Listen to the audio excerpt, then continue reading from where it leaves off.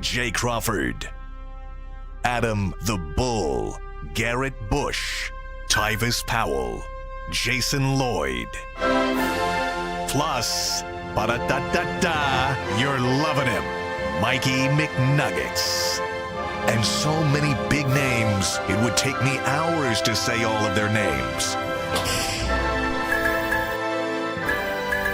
The ultimate Cleveland sports show starts now. Booyah!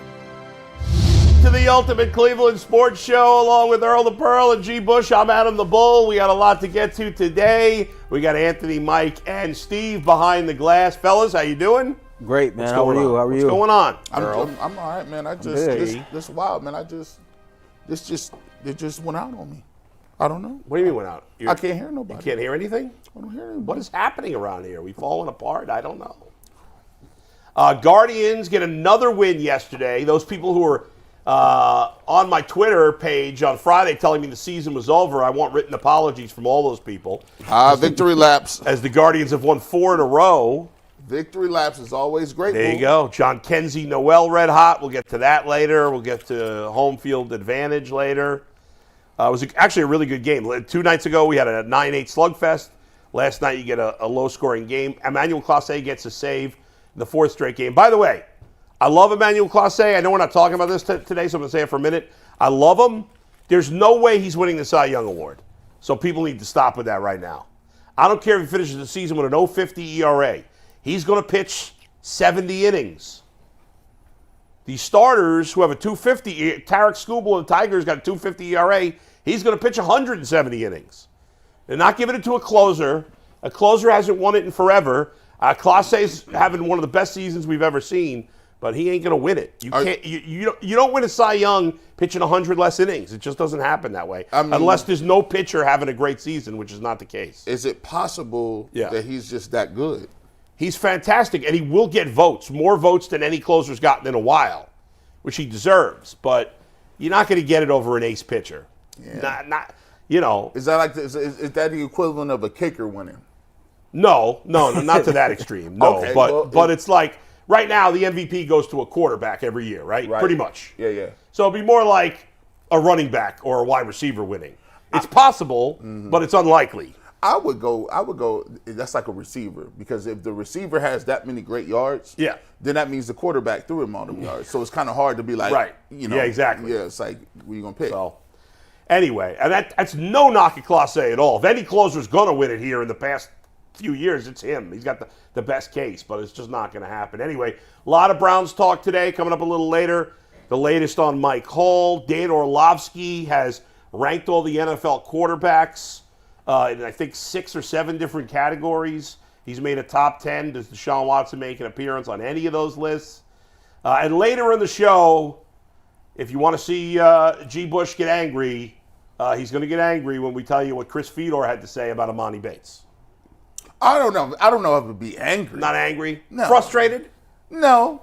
Ornery? No. It's more like it's more like exasperated?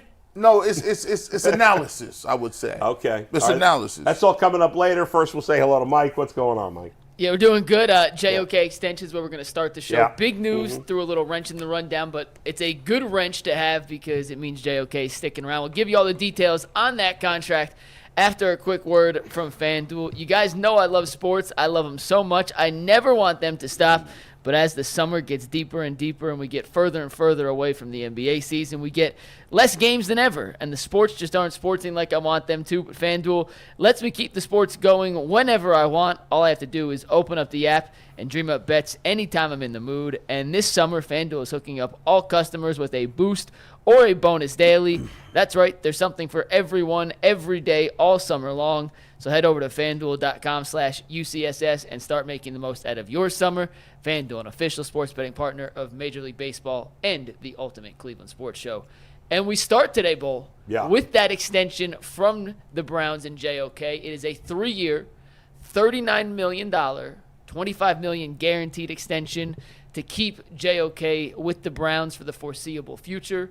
The money turns out to be the 6th most money for any linebacker, the 5th most guaranteed money for any linebacker, And as a 24-year-old on the rise, boom, boom, there you go, JOK. By the way, I think it's important that we now at this point, because the money's gotten so crazy in football and the salary cap's exploded the last few years and will continue to do so, that saying where a guy ranks all time is dumb, because anybody before a couple of years ago, of course, is going to be behind because the money's gotten so big. To me, it only matters where he ranks now. You're saying he's the sixth most all time. Is that the sixth most now? Because it's all. I didn't say all time. Oh, you didn't say all time. I just said current, like right now, the sixth most. Okay, very right good. Now. But it's probably sixth most all time too, because guys weren't getting paid that much back in the day. Could be, no, but right now this is currently sixth most. I think if you're the Browns, I mean, this seems like a really good move. I like the money. I like the player. Kudos. Got to have it.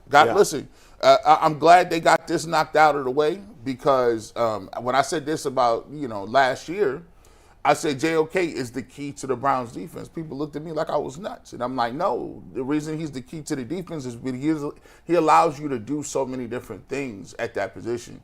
Everybody is looking for a hybrid linebacker like him that can move, that can cover, that can spy. And the fact that he's a new wave type of guy, it took him a little bit longer to get indoctrinated. It's been well documented on this show that he didn't play well, in spurts his second year. Played okay his first year. And we know what DeQuell Jackson said, but hey, listen, DeQuell Jackson on the inside, he probably was going to the table telling him, no, this guy can play now.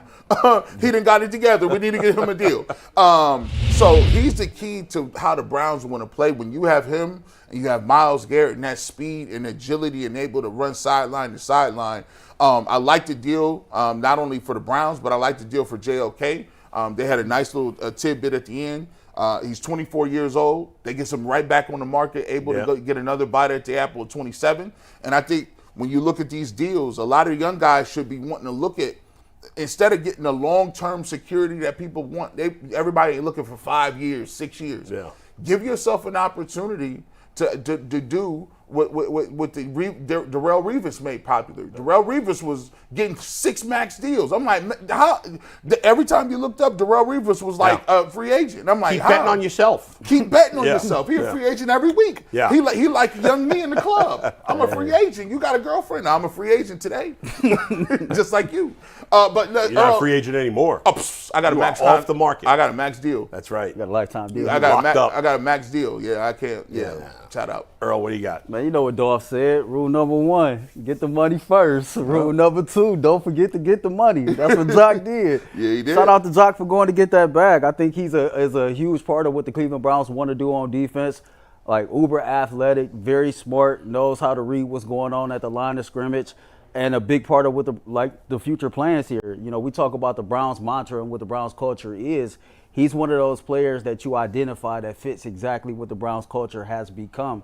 And any time and any opportunity that you get to lock up those guys for a longer period of time, you take that. I'm happy for him. 2 years ago he did have a down year, but he also lost his brother tragically. And to just see him bounce back from everything he's been through personally, to have the year that he had on the football field last year, and it just seems like his trajectory is just aiming upward. I'm happy for him. I think it's more than a bounce back because, as you said, his rookie year he was okay. It wasn't terrible, but he wasn't what he was last year.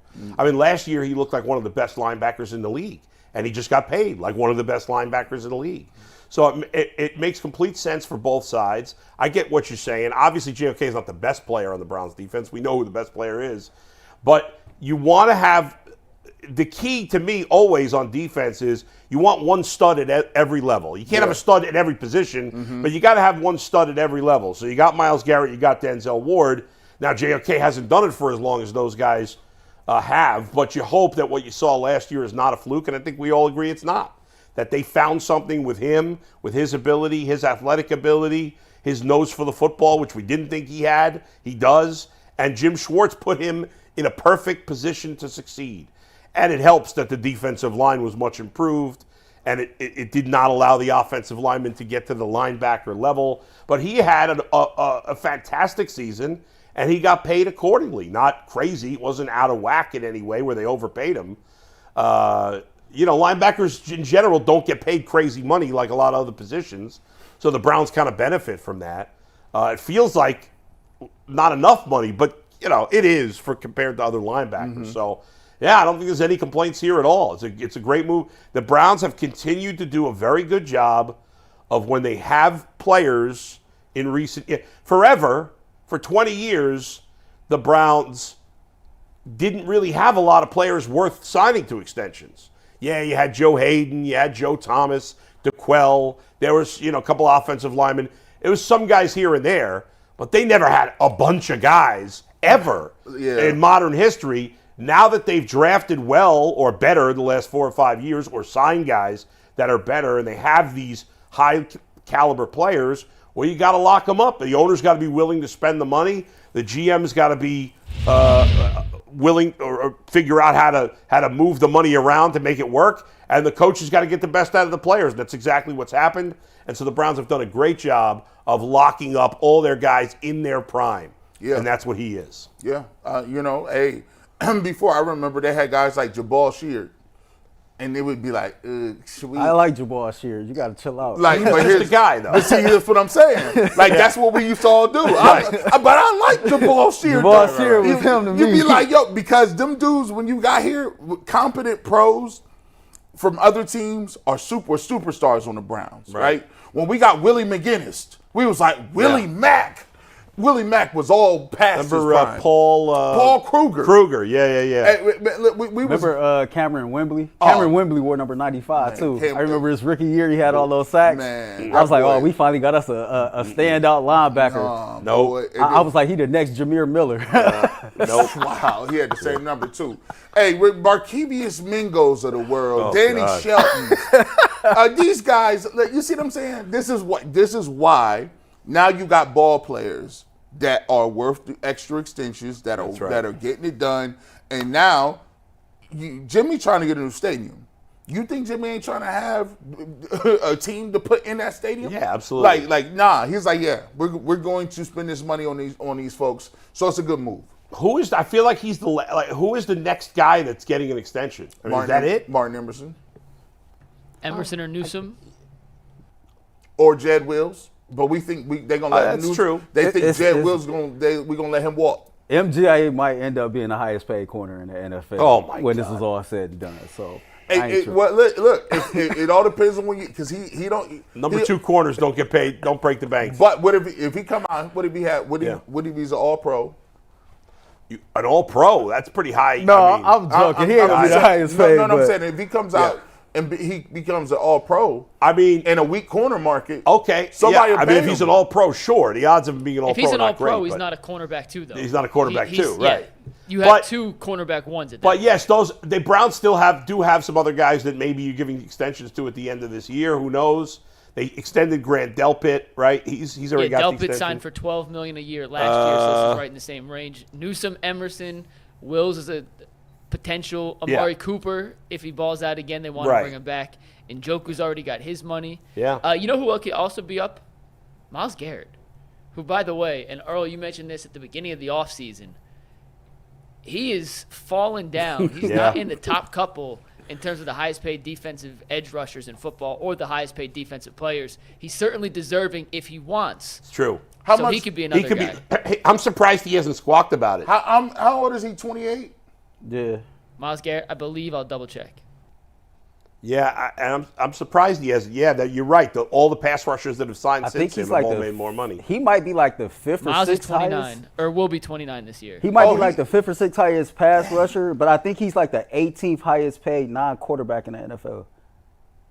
Okay, but if he's 5th and 6th, I mean, he's going to want to be number 1. He just won Defensive Player of the Year. I'm surprised we haven't heard any complaints. In terms of G-Bush, real quick, in terms of average annual value of a contract, in terms of just edge rushers, Myles Garrett is now 5th behind T.J. Watt, Brian Burns, Josh Hines Allen, who added his middle name to it now, so he's now Josh Hines Allen, and Nick Bosa.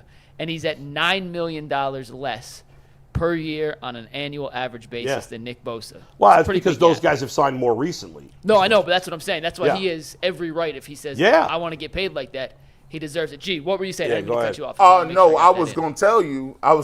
Well, you say I can't wait till when people start saying this. Well, when people going to start saying, well, He's 29. I mean, He'll be 30. When is it coming? Yeah, that's not. When is it coming? Defensive ends can last a little longer than that. I don't feel like. I think that that's more about running back and wide receiver. Mike, how old was Michael Strahan when he retired?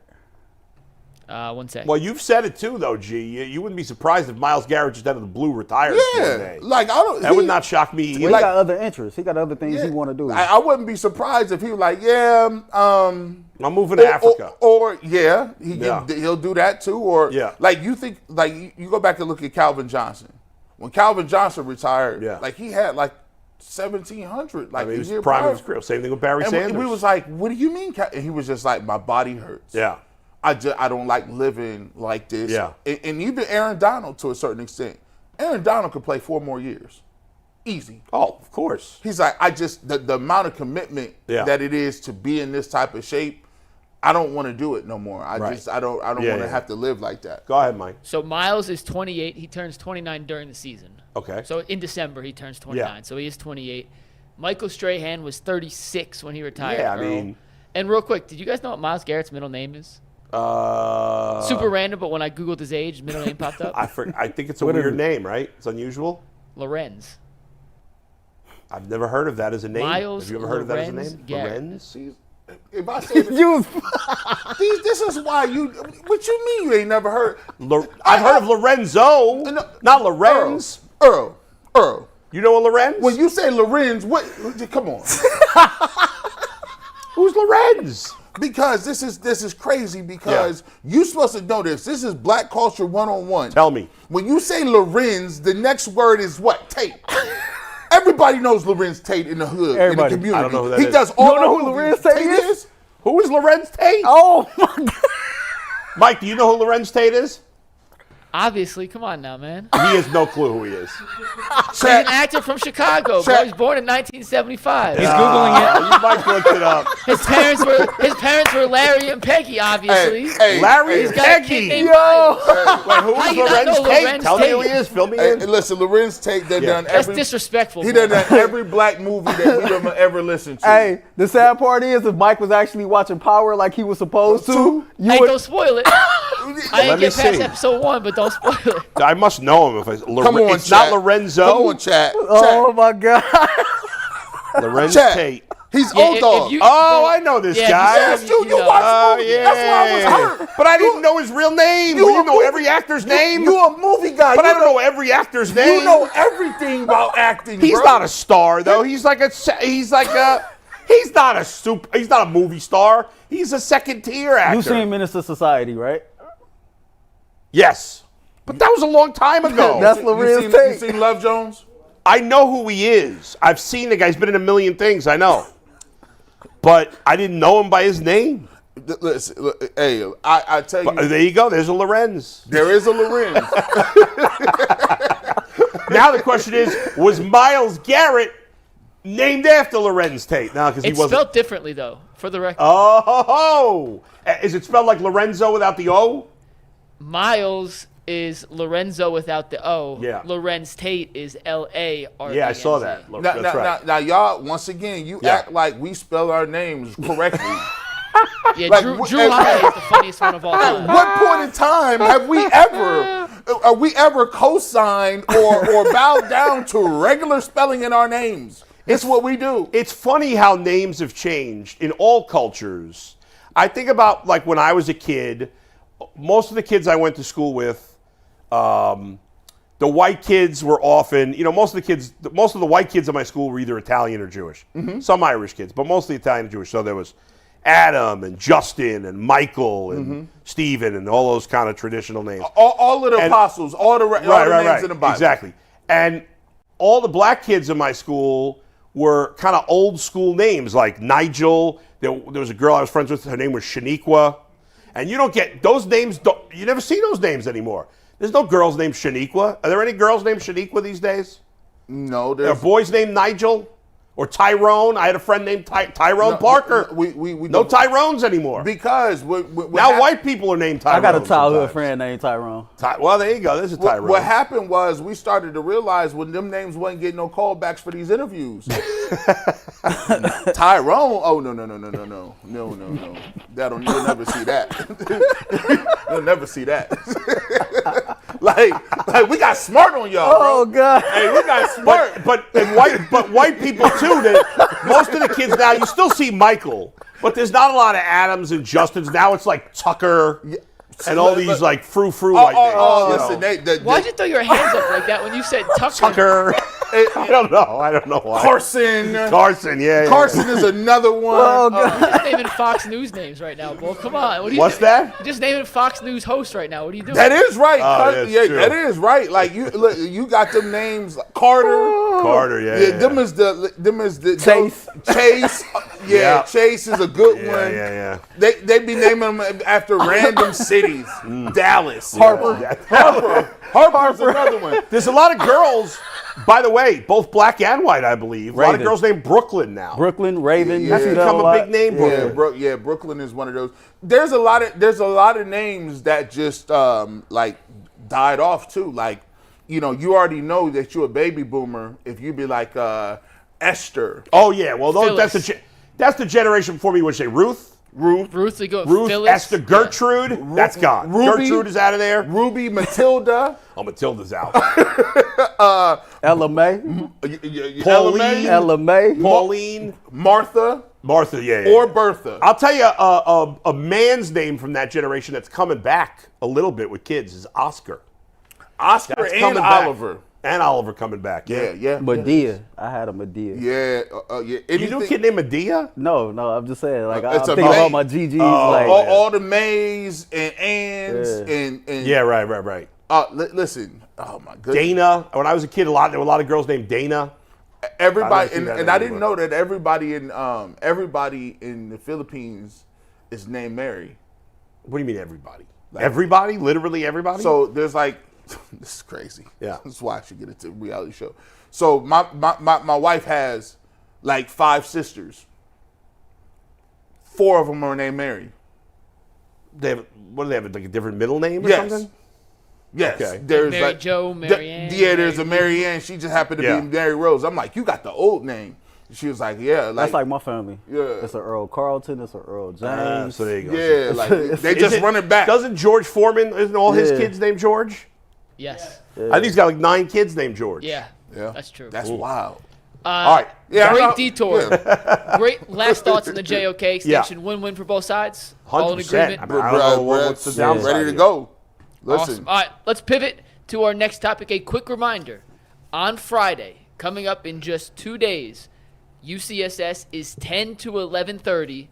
We're taping the WKYC portion. That'll air at 12:30 on KYC and KYC Plus as always. But we are taping the YouTube part of our show an hour early because we're going to Progressive Field for the Well, we're Jay not- versus Tyvis. Well, we'll be on live though, right? Yeah, we're live. Yeah. We're live. 10 to Yeah. 11:30. Then we're taping the WKYC portion. But on Friday, we are 1 hour earlier, and then we're back to normal schedule of programming next week. But we're going to Progressive Field to shoot the Jay versus Tyvis pitcher hitter challenge. So just program your calendars accordingly. We'll still be there. We're just an hour earlier. All right, Bull and G, you guys weren't here yesterday. We obviously dove into the Michael Hall situation. And I skipped on purpose. look, you knew that was happening. Yeah, that would have been a good day to skip. Michael Hall, though, is back at practice today. One day after being booked into the Avon Police Department jail, whatever, he was released on bond. He's now at practice. Quick thoughts before we get into the bigger picture. I think the Browns are making a big mistake having him in practice today. I think he's got to lay out until we know more.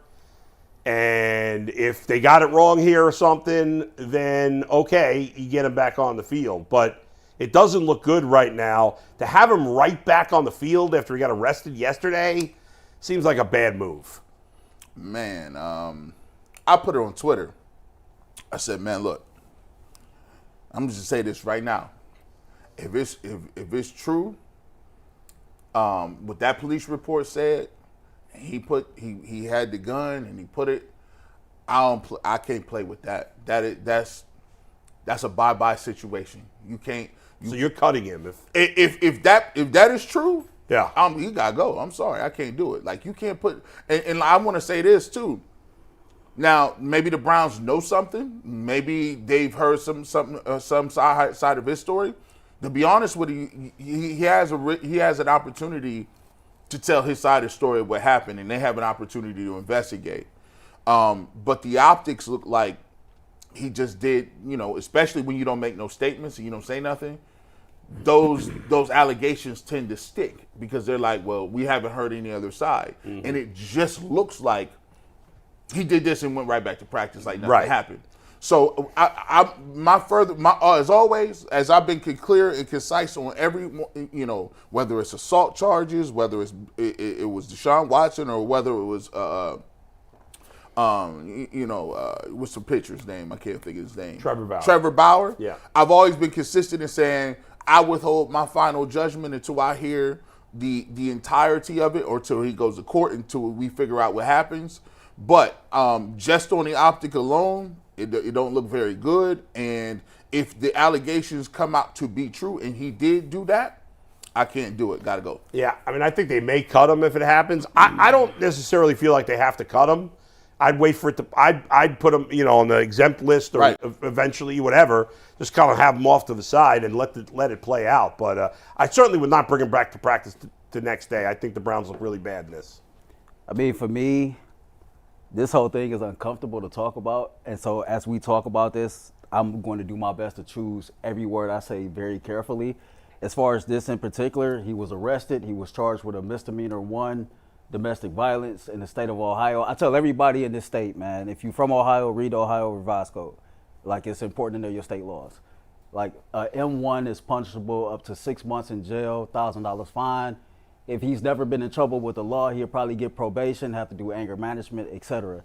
He was charged, he made bail, he went to work. He doesn't have anything else to do. It's a protection order. You can't be around your kids, can't be around that woman. What is he supposed to do? Sit idle and think about everything that's happened? Go to work, being in an environment that's structured, and be around some people that can help you. Well, you're saying like what he should do. I'm talking about what the Browns should do. The Browns, I mean, he's not been convicted of a crime. I get the optics, but damn the optics. Come to work, get him in the building. I don't know if he's practicing or not. They might know more than us, but if I'm the Browns and if I'm the head coach or if I'm in this organization, the last thing you want to do is turn your back on somebody that you welcome into your family. Yeah. Because as bad as this is, he's still, right now, he's still a part of the Browns family. Yeah. And they got to handle that right. I wouldn't want to be associated with him at the moment. And if I were the Browns, I would have him stay away. The way I would handle it would be, look, I'd have to do my own due diligence and homework on it. I'd have to have a week where I look into the claims. I got to have an investigation. I got to look at it from both sides. But would you have him not be there until that part is done? He could come to the stadium. I wouldn't have him practicing though. Okay. Because I'm trying to figure out this first, right? Yeah. And then if they're comfortable with it at that point in time, after they've done their due diligence and homework, I mean, it just happened on what, Monday? Mm-hmm. After they figure out what's going on, if they're comfortable moving forward and they can get what's going on in the court system and they're like, the court stuff has to play out, but this is what he said, then at that point in time, you could come out and say, listen, we checked into it. The legal system is going to play out and we'll go from there and we'll figure out what's going to happen. But we've done our investigation and we found we're comfortable bringing him back or whatever case may be. But here's the thing. When you bring him back, and he's at practice the next day, you open yourself up to the criticism. So, hey, at the end of the day, maybe the Haslams is comfortable with that criticism. Maybe that's just what it is, right? Maybe they've already heard from him. They think there's going to be something that's more than meets the eye, or they know something that is going to say, well, this is going to get thrown out, or this didn't really happen the way it did, and then they're comfortable moving quickly. Yeah. But at the end of the day, you are going to get some people that are a little upset, given the severity of what was alleged happened. And given the track record of the Browns having some questionable character players on the team, Anthony Lima tweeted about an hour ago, said, source with Avon PD says they've already been contacted by the NFL to obtain body cam video of alleged Hall incident investigation. So it sounds to me, the way Anthony put that out there, like part of what happened might be on the body cam footage. Mm-hmm. If the NFL can request it, certainly the Browns individually can request it. I'm sure there's somebody with the Browns that has seen this body cam footage. I would have to believe. I mean, every team has guys that used to be in the FBI, have some police experience, whatever. I'm sure there's people with the Browns that have connections with the police departments in town. And if there's stuff on this body cam that proves any of this being true, then it's we don't know that, but I'm just saying. That's speculation. Yes. I can't say that they've seen it. That's a step too far for me. I'm going to be really calm on how I approach this. Yeah. But I will say this, though. The NFL has shown a penchant to step in at different places. Yeah. And they've seemed like their investigation is Right. underway. Right. So, it might not even be in the Browns' hands at this point. Like the NFL may come over and say, hey, this is what's going to be happening, right? Yeah. But, when the police report comes back, and I always say if that is what it is, that's rough. I can't condone, especially when it comes to weapons, guns in front of kids and women and pointing guns. Nah, you can't like that. That's true. They're probably going to cut. They're probably going to cut them. I mean, in the end, the NFL guys get second, third chances pretty much no matter what they do. And it sucks, but it is what it is. I don't know how you keep a guy around if he's threatening his girlfriend, or is it his girlfriend? It's his fiance. Fiance. Threatening her, especially doing it in front of the kids. There's almost nothing lower than that. So I don't know. We'll wait for the rest to play itself out. That leads us to a little bigger question here, Bull, I wanted to bring up today, and we're going to do that after a quick word from FanDuel. You guys know I love sports. I love them so much. I never want them to stop, but as the playoffs wind down, we get fewer and fewer games, and the sports just aren't sportsing like I want them to. But FanDuel lets me keep the sports going whenever I want. All I have to do is open up the app and dream up bets anytime I'm in the mood. And this summer, FanDuel is hooking up all customers with a boost or a bonus daily. That's right. There's something for everyone every day all summer long. So head over to FanDuel.com/UCSS and start making the most out of your summer. FanDuel, the official sports betting partner of Major League Baseball and the Ultimate Cleveland Sports Show. Since taking over as general manager, Andrew Berry has been aggressive in pursuing talent, whether it's via the draft, whether it's via trade, whether it's via free agency. He has been aggressive in trying to acquire the best talent possible. Throughout the draft, he's looked at players that other teams have had character concerns and issues about and made the decision that his talent outweighs the concerns. A couple examples, Michael Hall in this situation, Perion Winfrey last year, or 2 years ago, and then he was cut last year after a different off-field incident via trades and free agency. They brought in Malik McDowell, who had his run-ins with the police. They brought in Kareem Hunt, who had issues previously. That was not Andrew Berry, though. Good point, the Browns, but was a model citizen in Cleveland. Berry was instrumental. Well, he wasn't model. He did get pulled over once. I mean, but people get pulled over, though. Yeah, he was, for all intents and purposes. He was busted for smoking pot while driving. I mean, that was not good. I'm just saying, but people get pulled over. Well, people get pulled over for speeding or something. He was probably pulled over for speeding, but it wasn't like he did nothing. He wasn't a model citizen. Model That's citizen not fair. may not be the perfect world, but he certainly cleaned up his image in his Cleveland tenure. It improved his image, definitely, yes. Do you think that moving forward, after what happened earlier this week, Andrew Berry in this front office has to maybe reevaluate the way they take into consideration and weigh character concerns and red flags in the draft process or in the player acquisition process to avoid these situations? I know when it happens, it's not Andrew Berry's fault. It's not like he could see the future and knew this was coming, but they've had a couple incidents now and a couple players they've drafted that were not on other teams' draft boards that have become distractions and then led to the eventual dismissal from the team. So do you think they have to reevaluate how they kind of look at and characterize these players coming out of college or coming into Cleveland via free agency in the light of what's happened the last few days? I don't think so, guys. No. And the reason is, it's not like we're talking about 20 players or something. This is not Urban Meyer at Florida. I mean, it's a few guys. First of all, the Deshaun Watson situation, obviously we've talked that to death, but we already knew the deal once the Browns traded for him. And obviously there were other teams, every team that needed a quarterback wanted him at that time. In terms of the Perion Winfrey one, that's a late draft pick. So that's who cares?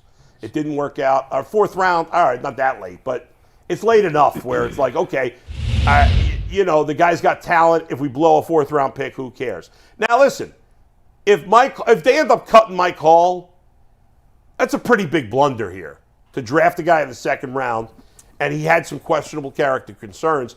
But how are you going to know you didn't know? There was nothing like this in his past, as far as I know. Mike, is that fair? Yeah, no, he had the issues that were coming out of Ohio State that were associated with him. Yeah. Seemed to be more maturity issues, but Right. there was nothing on his record that ever indicated this level of Exactly. behavior. So how am I going to blame Andrew Berry for this in this particular case? I think if he had a long history, I just think most of those other cases are either later picks. I mean, who's the one guy you mentioned, the defensive lineman? Malik McDowell. Yeah, I mean, who cares? He was an afterthought. And I'm not saying Yeah. you should change it. I'm just asking the question. I don't think so. I think you always have to take into account what you know of a player's character, and it's got to factor into a decision of whether you bring him in. But I wouldn't totally rule guys out because of character concerns. 37. That's the number of players that Andrew Berry has drafted since he's been a general manager of the Cleveland Browns. And when I heard this question, the first thing I said was, no, he doesn't need to reevaluate anything. So I'm in step with you all. Of the 37 players he's drafted, there's a few that kind of stick out like a sore thumb. And so we putting a spotlight on them because they've been in some trouble and had some issues. And because of that, I always compare that to plane crashes, right? Like planes take off, land safely every damn day. But as soon as a plane crashes, that's the plane that we talk about. We talk about the few planes that's on this team that's crashed, so to speak. But overall, I think he's done a great job because for every situation there is, like Mike Hall, there's a situation like Jock, who just got an extension today. And so overall, I think he's done a great job. But furthermore, when you bring in people, when they say things like questionable character issues, I think that all of our employer take a risk hiring all of us, no matter what our profession is, because to a degree, we all got some questionable character issues. Mm-hmm. Me, I got a temper and tend to have a bad attitude.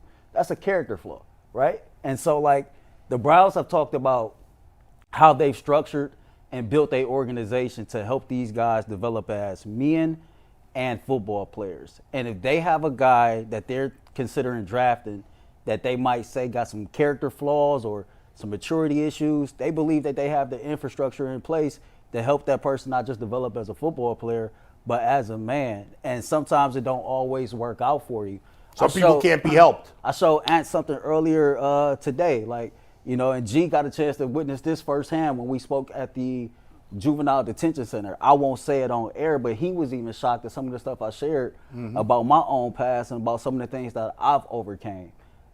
I went through a program. From that program, I did something very unique. I became the first person ever hired by the city of Cleveland courts.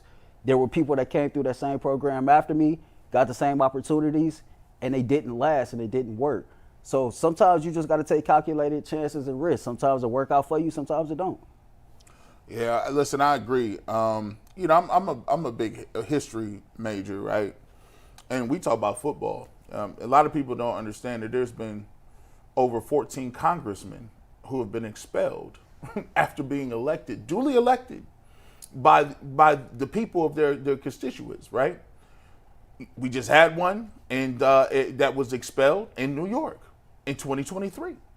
Now, these are the pillars of what we are supposed to be about as Americans, right?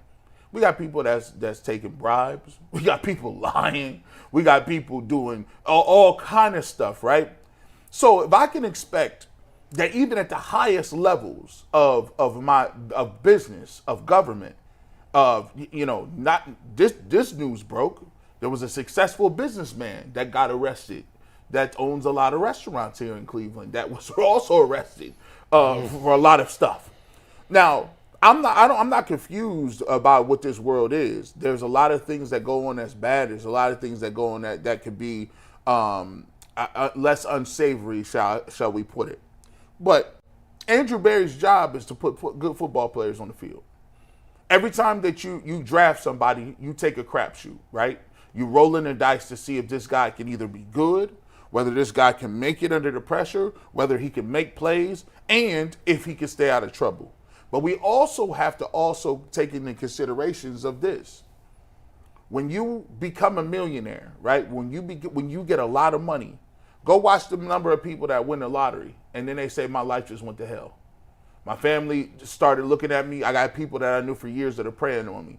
When you start getting people that they know you got the bag and they know you got the money, let's be clear. People, you are now targets, whether you are willingly complicit with it or understand it, right? So they're already in a high-risk group of people to start with. So who's more likely? Who's more likely, me to get convicted of something, or randomly somebody said that I did something to him and sue him, or somebody else that got exponentially more money than me that's more famous and popular? Mm-hmm. Obviously, those guys will be it. So when you're looking at Andrew Berry and looking at this whole game, I think his job, and he separates the two. He separates, would I take this dude and bring him to my house and have him meet my family? No. But then again, we work with a lot of people that you still wouldn't do that same thing with, right? But I think that's all true. I do think you have to. I get what you're saying that maybe there's a lot of guys with character concerns to some degree. They're all getting money, but in Mike Hall's case, in Perion Winfrey's case, there were some more red flags than the average player. Well, if you say maturity issues, that's why I like to say this is my thing. Yeah, I'm very big. If you've ever heard me say the word. I don't like buzzwords. Right. When you say, what did he do? Don't say maturity. You tell me exactly A, B, and C, because then I can't hide nothing else under maturity. Right. What does maturity mean? Yeah, I don't know. You 21? What, you were late to I was work? about to say, who the hell is mature at 2021 anyway? Like, what does that mean? Whatever it was, there were teams that didn't want to draft Mike Hall. Right. Okay, so obviously he had more concerns than the average player. Fair?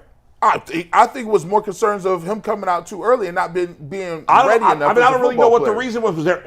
Dane Brugler. Here, let me pull up the exact tweet. Hold on, give me 1 sec. Yeah, I'm just saying, and I don't say that to blame Andrew Berry. I agree with you guys, but you can't. You can't not take it into account, and he did. I'm sure he did. Yeah, he weighed it. Always he weighed how big a risk, and he thought that the upside of Mike Hall was worth the risk. That he's more likely than the average player to get into some sort of trouble. But now it looks like it didn't work. We'll see. Like I always say, hindsight is 20/20. It's easy to go back be after the facts. Right. None of us were complaining about it before. Yeah, it's easy to be like, oh, there was maturity issues. You're like, well, hold on. I just don't want to say. I just don't think we should say. Well, you shouldn't consider that at all because he does, and everybody should and does. But it's how much does it weigh on the scale? Here's what I can say. Even if somebody does something that's crazy, right?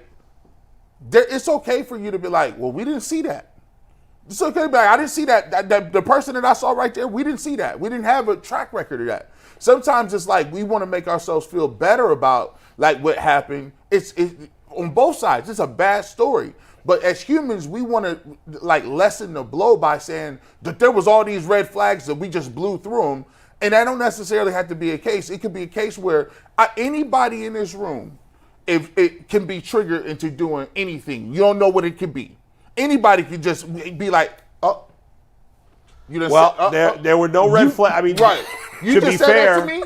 To be fair, there were no red flags for Deshaun Watson before whatever happened. None. He had a great reputation. Go ahead. Mike. I found the little write-up from Brugler, and it was in his last mock draft. He essentially said, one scout for a team I spoke to said, Mike Hall Jr., they view him as a top 30 player, but due to some character issues and maturity concerns, they wouldn't take him before 70, and other teams they've spoken to said he's not on their draft board whatsoever. Yeah, but G's right. It's like, what does that mean? Well, we don't know what that means. Right. We don't know what that means. Idea. So there was something there that multiple teams saw.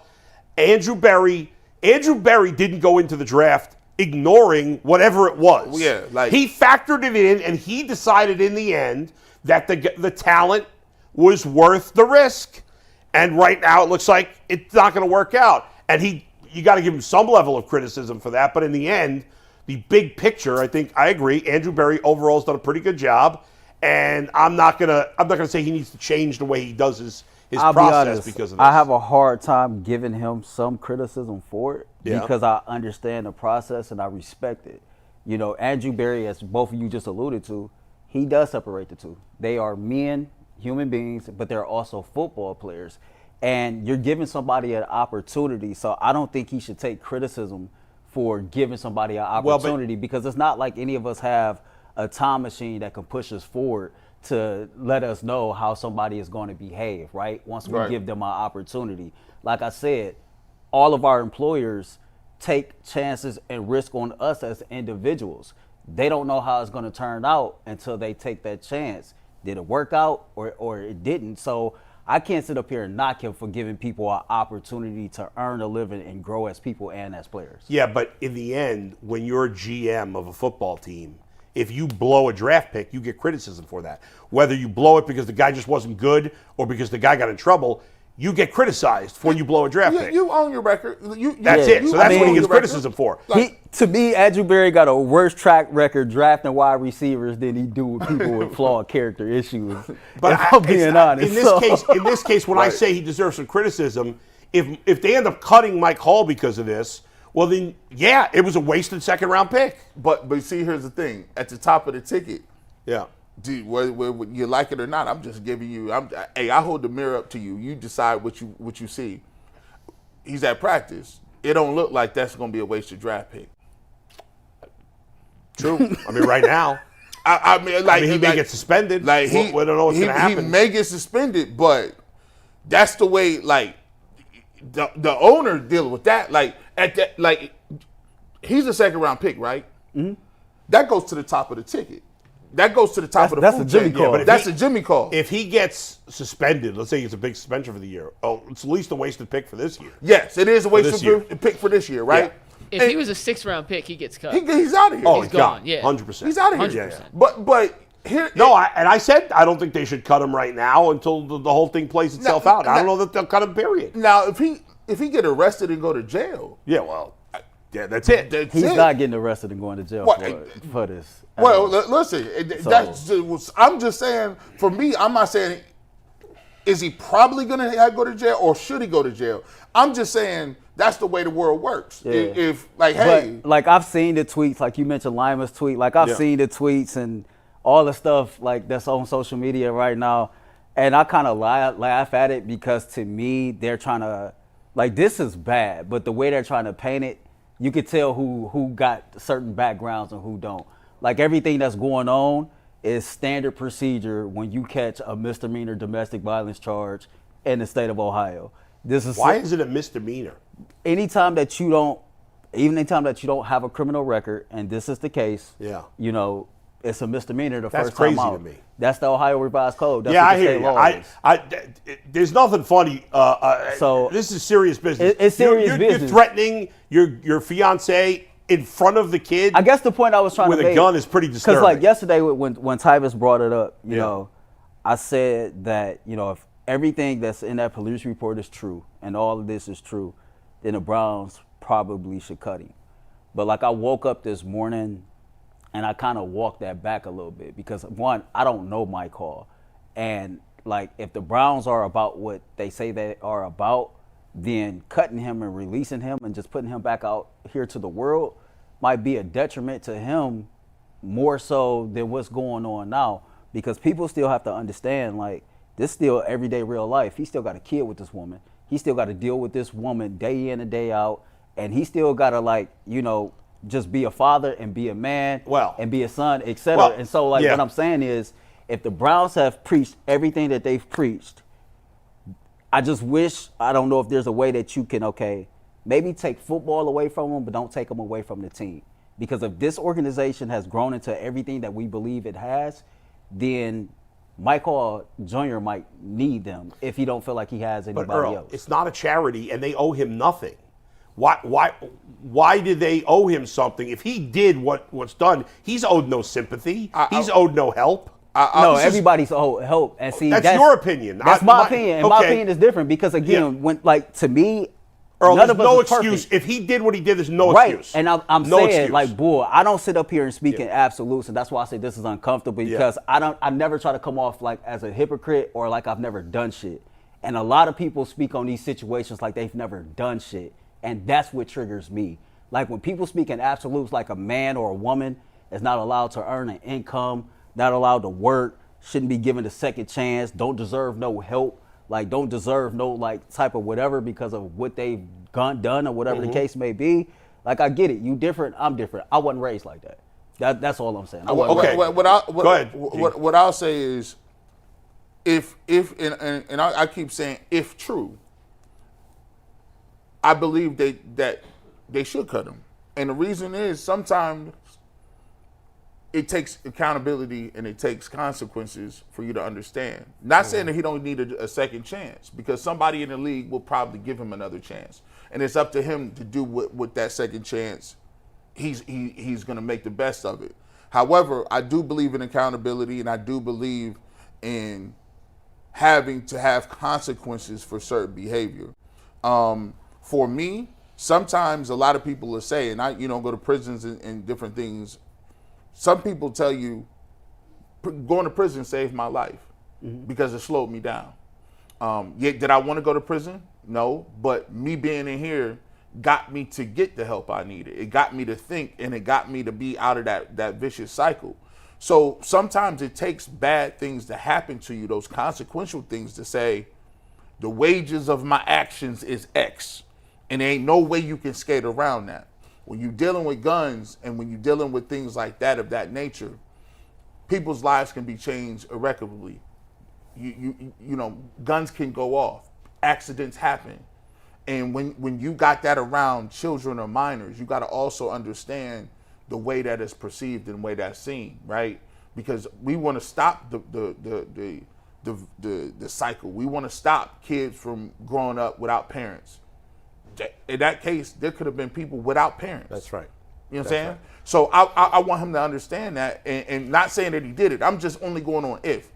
If that didn't happen, and it's certain parts of the story that's fabricated or didn't go down the way it is, by all means, he has an opportunity to play football and to earn a living. He still has an opportunity to go forward and to make amends for anything he did in the past.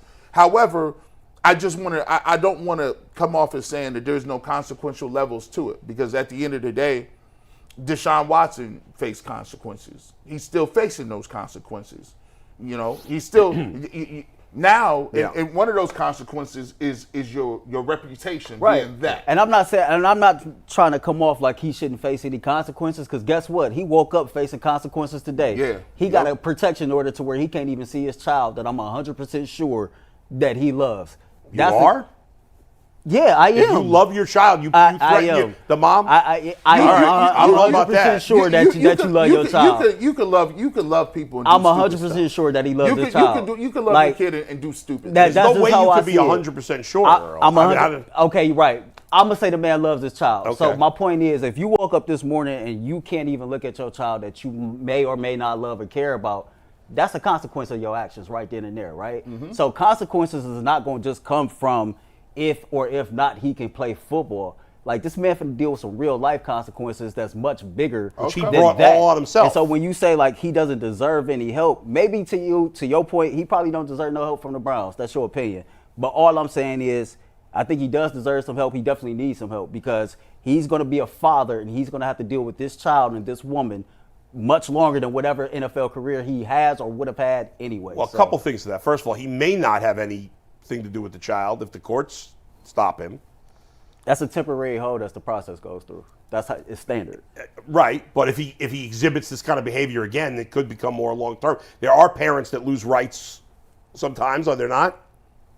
Yeah, but that's I know it has to be pretty extreme. It's a slippery slope. But this is a pretty extreme example. I mean, to me, if I were the judge in charge, I would not let him anywhere near his child or this woman, if this is all true.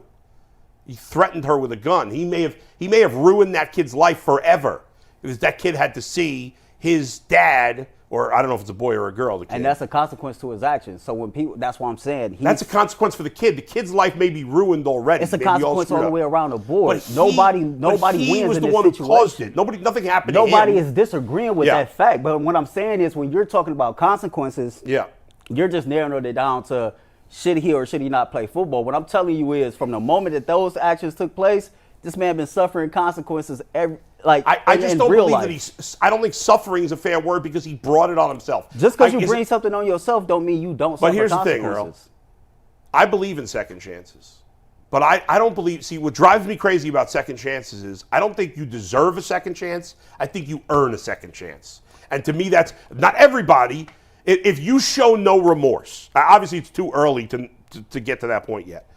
But if when you do something like, let's talk about Michael Vick, right? Michael Vick, from the time he was in jail or the time he got out of jail, did nothing but show remorse, correct? He contributed to animal shelters. He did this. He spoke about how big a mistake he made. Of course, Michael Vick, he earned another chance. But if you show no apology and no remorse whatsoever, I don't believe you should be given a second chance. I think you should earn a second chance. That's how I feel about it. I feel like my moral compass, and you say a prayer before you play games. You say, forgive those who trespass against us. And that's what my moral compass is, because I understand that I'm a very flawed individual. Mm-hmm. And there's a lot of times the only reason that I'm sitting here is by grace. Yep. Because I could have been caught. I could have been in jail. I could have been doing this. I could have been drinking and partying. It's, here, our lives can change. Our lives can change on a dot, just like this. And when your life changes like that, because we are human and we are all flawed, it's very difficult. I saw something the other day that was very difficult for me to watch, and it was a person who had forgiven someone who had killed one of their loved ones, and the loved ones happened to be a child. And the person, usually when that happens, they get an opportunity to speak to the person. And everybody that came up and spoke to the person was angry and mad. And then it got to the mom. And then the mom came up and spoke to him and said, you know what, I forgive you, and you could turn your life around. Don't let the memory of my child die in vain, because you still have a life and you still have something to give to somebody. And I was sitting there and I was shook, because I don't know what kind of strength that took as a mother to lose a child to forgive somebody. And the person who was convicted of life, he was broke down, he was crying, and he just was telling her to thanking her for saying that. And I said, if that woman could do that, there's some things in our lives that we all gotta let go. There's some grudges that you done been mad at people before. You done been upset and still holding on to stuff. If that woman can do that and change the way that somebody killed her child, then I believe that as tough as it is and as hard as it is to hear the allegations, there must be consequences, but at the same time, I don't believe in throwing humans away. But this person, was he remorseful? Yeah, he was remorseful. He was crying. That's all I'm saying. But there's got to be some level of remorse. Sometimes, the contrition part is there. Yeah. But that contrition is not a prerequisite for me forgiving you. Boom. Okay, that's fine. That's how you feel. I disagree. Because when you hold on to it, the only thing that hold on, it kills you. Forgiveness is for yourself. That's not for the you. other person. Well, I mean, that's if something happened to you personally. That's because when you're holding on to that person don't feel that. You torn up inside and mad and upset. I'm just saying, to bring it back to a football perspective, if Mike Hall, I'm more likely as a fan, or if I own the Browns, whatever, to want to give Mike Hall a second chance if he shows remorse for what he did than if he doesn't. Yes. That's all I'm saying. And plus, and here's the thing, it's very fresh. This is why talking about this is why this platform is cool, because we're talking about it and we don't have all the stuff. Let me just ask this question, because I think like remorse and like being truly like sorry for what you did matters. But like, as long as he's remorseful to the people he needs to be, like he doesn't have to be publicly remorseful. As long as behind closed doors, he's getting the help that he needs for himself, and he's being remorseful to his fiance, to her mother, to the children that's involved. Yeah. That's the only thing that matters. I think a agree lot with of you. people are going to sit here and expect him to publicly be remorseful and publicly say this, that, and the third. Like, no, at the end of the day, in order for you to change, and I'm speaking from my own self because I done had about 10 chances in my life, and I'm only 36. You got to get to a point to where you want to change, to where you want to be different. That's right. And you got to seek out the help necessary to, like, start applying it. But that help is just tools that's in your toolbox. You got to learn how to have wisdom and discernment to learn how to dig into your toolbox and use what's there. And so, like, that's very important, too. But when we talk about remorseful, yeah, but for the people who wants him to be, like, out front and center with it, nah, that ain't where it's at. Like, you need to do what you need to do with your family behind closed doors and get that together. Ultimately, I agree with you. That is all that matters. I think it would benefit him publicly down the line. Because that's perception. The hell with perception. I The hear hell with you. that. I agree. We don't know that he's going to be remorseful at all. I mean, we don't know that he isn't. We But don't know. we don't even know- if he did it. We for don't real. know what happened. All right, let's leave it there. don't Let's get even to some baseball, Mike. Yeah, if he's in uniform for the game this weekend, he'll be asked about it afterwards, and Sure. that'll be the first chance to hear from Mike Hall, and we'll find out if he is or isn't going to be in uniform later in the week. Let's pivot, talk a little Guardians, though, guys, because that was another great win yesterday for the Guardians. But before we do that, this Guardians segment is brought to us by FanDuel. You guys know I love sports. I love them so much. I never want them to stop. But as the playoffs wind down, we get fewer and fewer games, and the sports just aren't sportsing like I want them to. But FanDuel lets me keep the sports going whenever I want. All I have to do is open up the app and dream up bets anytime I'm in the mood. And this summer, FanDuel is hooking up all customers with a boost or a bonus daily. That's right, there's something for everyone every day all summer long. So head over to FanDuel.com and start making the most out of your summer. FanDuel, the official sports betting partner of Major League Baseball and the Ultimate Cleveland Sports Show. Hell of a win for the Guardians yesterday, Bull. Yeah. Jhonkensy Noel with another homer. Matthew Yes. Boyd It's pitched great. out of his mind. Where do you want to start, Boyd or Noel? I think with Boyd, because that was shocking. I mean, it was pretty shocking how well he pitched. I know he had dominated in the minors on his 5 or 6 rehab starts, whatever it was, and he had pitched great. He had more strikeouts than innings. I think he'd only walked 2 guys in the minors, and had been pretty lights out. But this is a guy who's coming off Tommy John surgery, who had never been a particularly good pitcher. He'd been, so-so at his best. And I was very impressed by him last night. They took him out right. I thought he was going to go 6, but they must have had a pitch count at 80 because they took him out right at 80 pitches. But 5 1/3, I think he retired the last 9 he faced. What was it, 6 strikeouts, I believe? 61 strikes on 80 pitches. Yeah, I mean, there was nothing bad about his outing. I mean, he made some of the Cubs' good hitters look bad. I was extremely impressed. He had excellent command. The velocity was where he wanted it to be. 3 hits, no walks. He just gave up the 1 run on the sacrifice fly. It was a fantastic performance. And the way Gavin Williams and Tanner Bybee just pitched, it feels like you're hopeful now that the back end of the rotation can be competent, although Lively struggled 2 starts in a row, so you're a little worried about him. But this was big because all these other guys they've had fill in, whether it's Allen or McKenzie or Carrasco, have all been pretty crappy. Man, this is a good palate cleanser, man. Like we just came off a segment where we ate like 6 pounds of steak, tiramisu. Now this is a good fresh salad to cleanse you up, man. That's Like right. because this one is like, man, that's what it's all about. You get a dude that come in off Tommy John surgery. By the way, swing and miss rate, he like 29%. Guys was up there fanning it at the ball. Yeah. Like, this is the type of pitching performance that you need in the playoffs, right? And I'm not saying that he's going to be like an ace in the playoffs or anything, but you need guys swinging. You need the strikeout. If you get, in and out of jams, you need to get people off the base pass, right? You give up an opening double, hey, I need you to strike these next two dudes out. Yeah. And he was able to do that, came off Tommy John. The 6 strikeouts was 3 hits. Like, they had a couple of hard ones in the beginning. Yeah. He settled right in. But if they can continue to get this, if they can get this, Yeah. Cobb is going tonight, right? Yep, hopefully his second start will If be he better. bounced back, now all of a sudden you get them 2 looking decent, Bybee and Gavin Williams at the top of the ticket, and you got Lively. Come on now, it look a lot better than it was a couple of weeks ago, Earl. Hey man, listen, Matthew Boyd for president, right?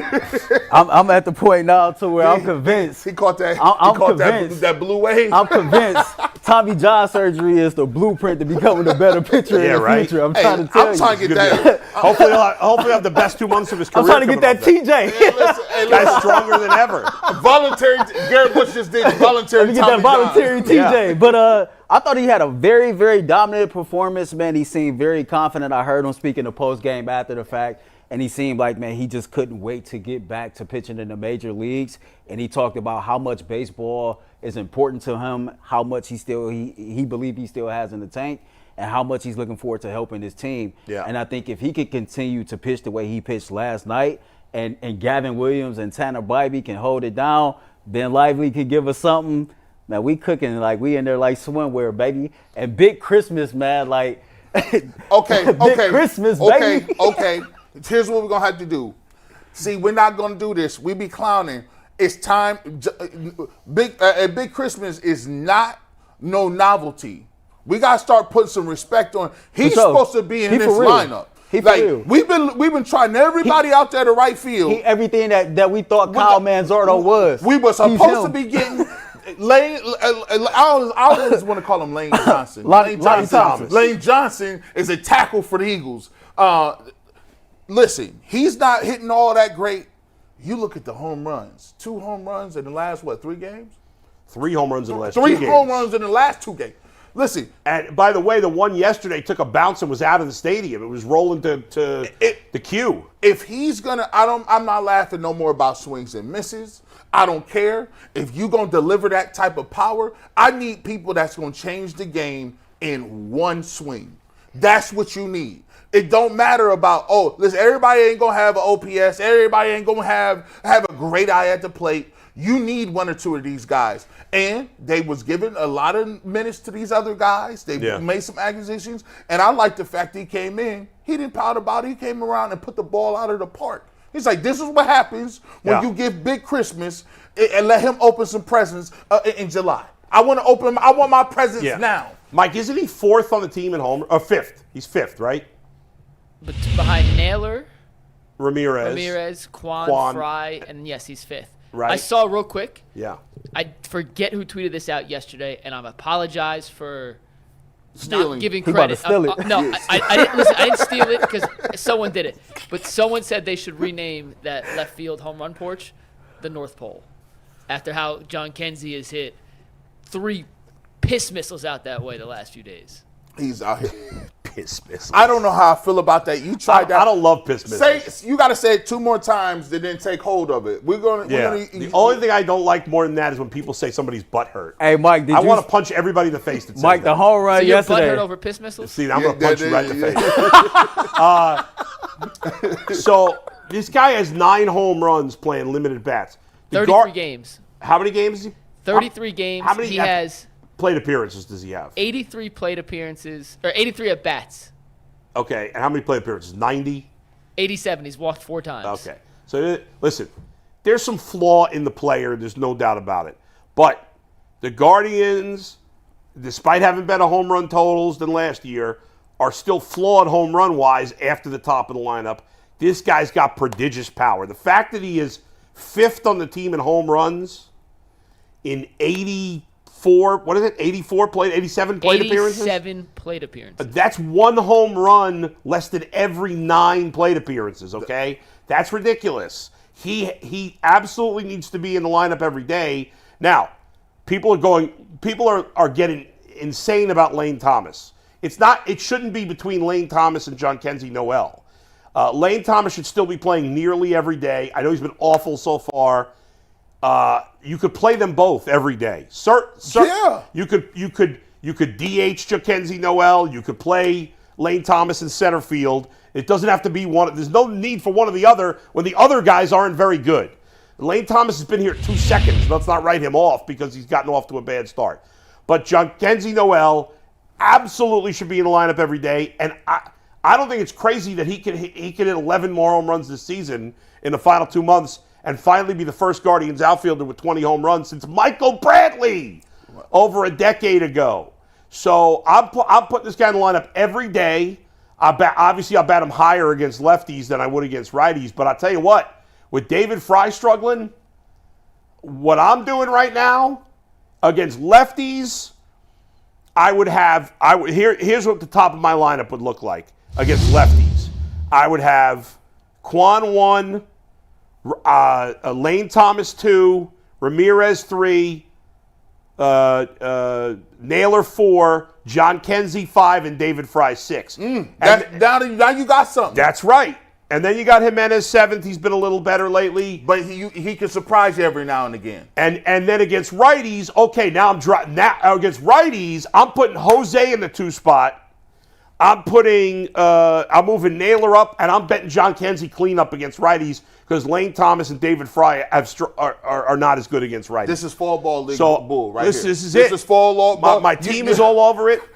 Move them up, down, lefty, righty. Let's go, John. Listen. This is serious power here.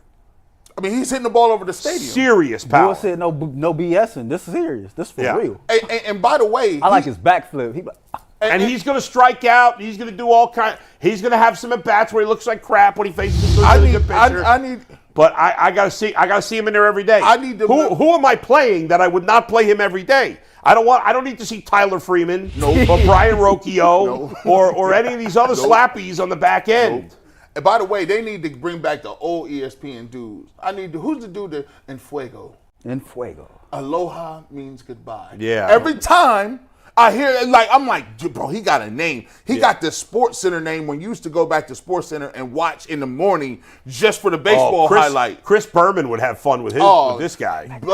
And by the way, the best name in baseball. First of all, it's two names. Yeah. That don't belong with each other. No. And it's like John and McKenzie.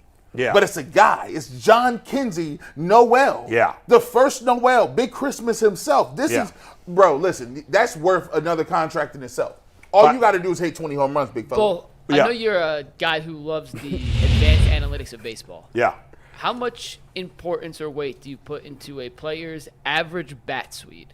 Oh, it's big.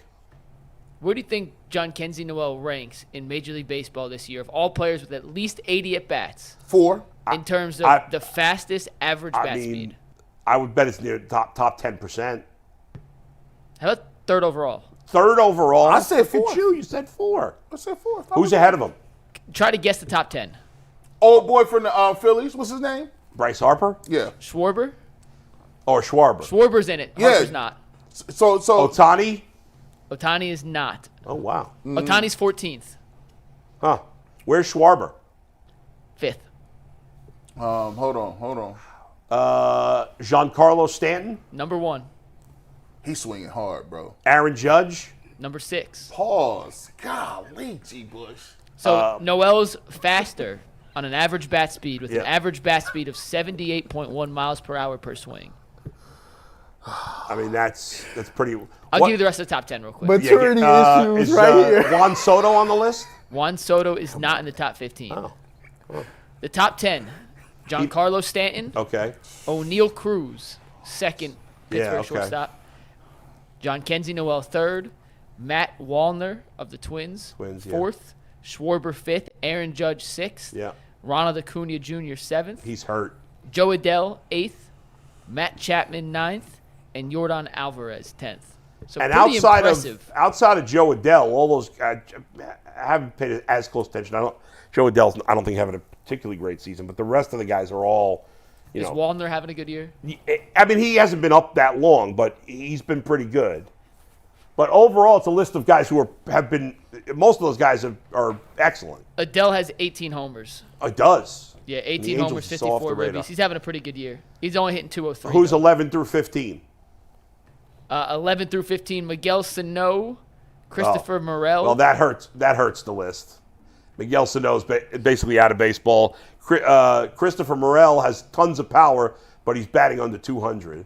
and then Shohei and Gunnar Henderson. So Yeah. for the most part, There's a lot of superstars. most of those And there's guys are the better players. And in what those baseball. guys all have in common, except for Miguel Sano, I don't know how the hell he's on that list.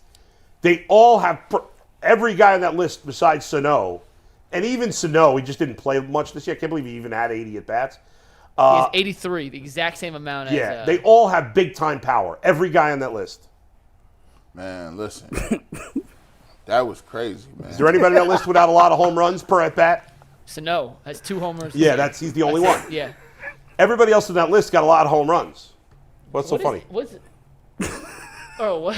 What is Earl cracking up about? What did someone say? I must have totally. No, so G said it, but like this is just an example of maturity issues Right. on full display right here. Because it was like when I said it, bro, it was crazy, man. Like I apologize so bad. It was all right. the worst thing I had said in a while, bro. Like it was crazy, bro.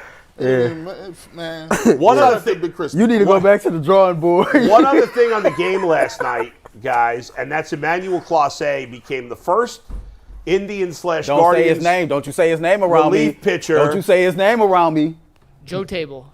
Thank you. His Joe Table to get saves in 4 I got you, consecutive days. And part of the reason for that, not just because he's a good closer, teams don't usually let guys get a save 4 days in a row.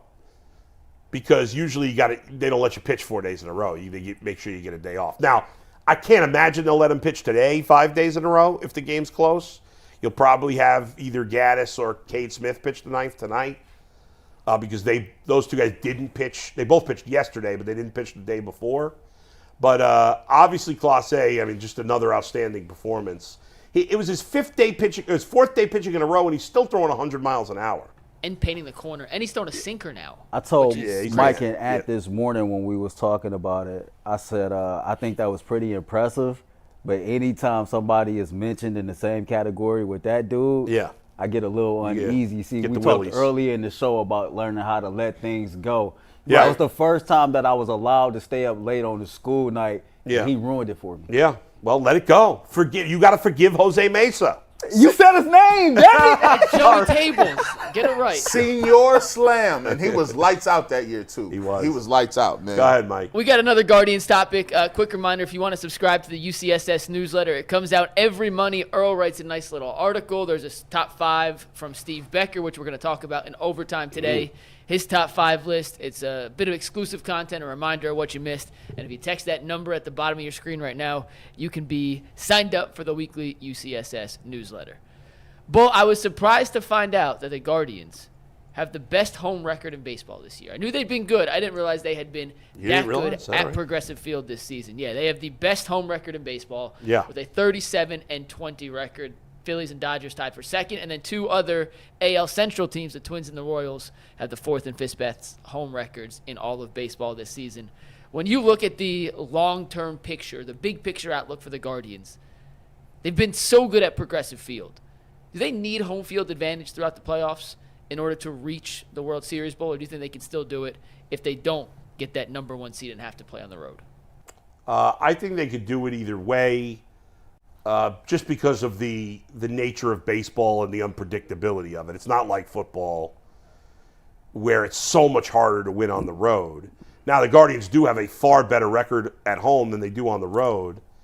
I think most importantly, the most important thing about home field advantage for the Guardians is if they play the Yankees. Because I don't want to play nobody. And I know they've lost, I get it. I don't want to play a deciding series game in the Bronx. You don't want that. The Yankees have a big advantage there, and there's something to be. I don't care what any player says, and I don't care what any fan says. There is an intimidation factor about Yankee Stadium and the pinstripes and being there, and I don't want a game-deciding game there. So if you're going to play the Yankees, could they get to the World Series if they're not the 1 seed? Sure, but I like their chances better if they're the 1 seed. Man, they need that 1 seed. They need that. Why you think I've been preaching that all year? And you want to be not just the 1 seed, you want to have the best record in all of baseball because right now you're like this with the Phillies and the Dodgers. If you play the Phillies with the Dodgers in the World Series, you want to have a better record so you can have home field against them too. I don't go to Philly either. I'm not deciding game. No, but or Yankees LA. more than anything else. But no, I'm not dying to go to Philly I'm either. not really. I'm not really dying to go to Seattle or Houston either. I don't like. But they that. don't have the advantages that the Yankees do or the Phillies. The crowds aren't as crazy. Here's why I say that, Bull. The Guardians got a lot of first-time rookie, never been theirs. Like if your top two pitchers is only been in the league a year and some change, that's tough to go in on the road in a game 7. And those two pitchers will be pitching. One of those guys will be pitching in a game 7. Well, think about this. Bybee's obviously never played in the playoffs. Ever. Gavin Williams has never played in the playoffs. I'm pretty sure Ben Lively's never been in the playoffs. I believe the last time Alex Cobb was in the playoffs was the wild card game against the Indians in 2012. Whew. I think that's the last time. That's 30 years ago. I'm trying to think about Matthew Boyd. I don't think I can't think if he's been in the playoffs. It hasn't been for a while if he has. In the playoffs. Matthew Boyd, I'll look it up. Yeah, in see the if he's played in the playoffs, playoffs. I feel you can. It's maybe a while ago, but not recently. You can count on. I feel you can count on Quan, Naylor, and Ramirez. The rest of them is question marks. Like in the playoffs? Yep, That's question fair. marks. Most of the rest of those guys haven't played in the playoffs. I don't know what I'm gonna get you. And on He the did, road, Bull. When? 2022. Oh, was that recent? Where was he in 22? Seattle. Oh, I One forgot. game he faced 3 batters, all 3 got on base. Is that the only time he's ever been in the playoffs? Yeah, well, he did not get an out. Okay.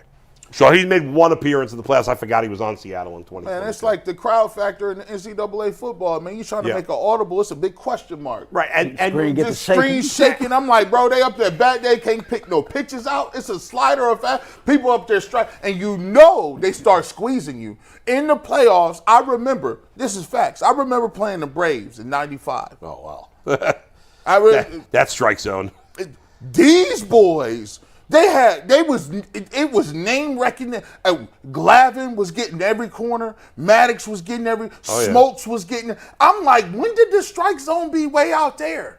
Like, you know, certain level pitchers is getting certain joints. If you got 2 rookies coming up there throwing the baseball, they gonna make them throw the ball over the plate. They gonna have the benefit of the doubt in the Bronx. They gonna have the benefit of the doubt in LA.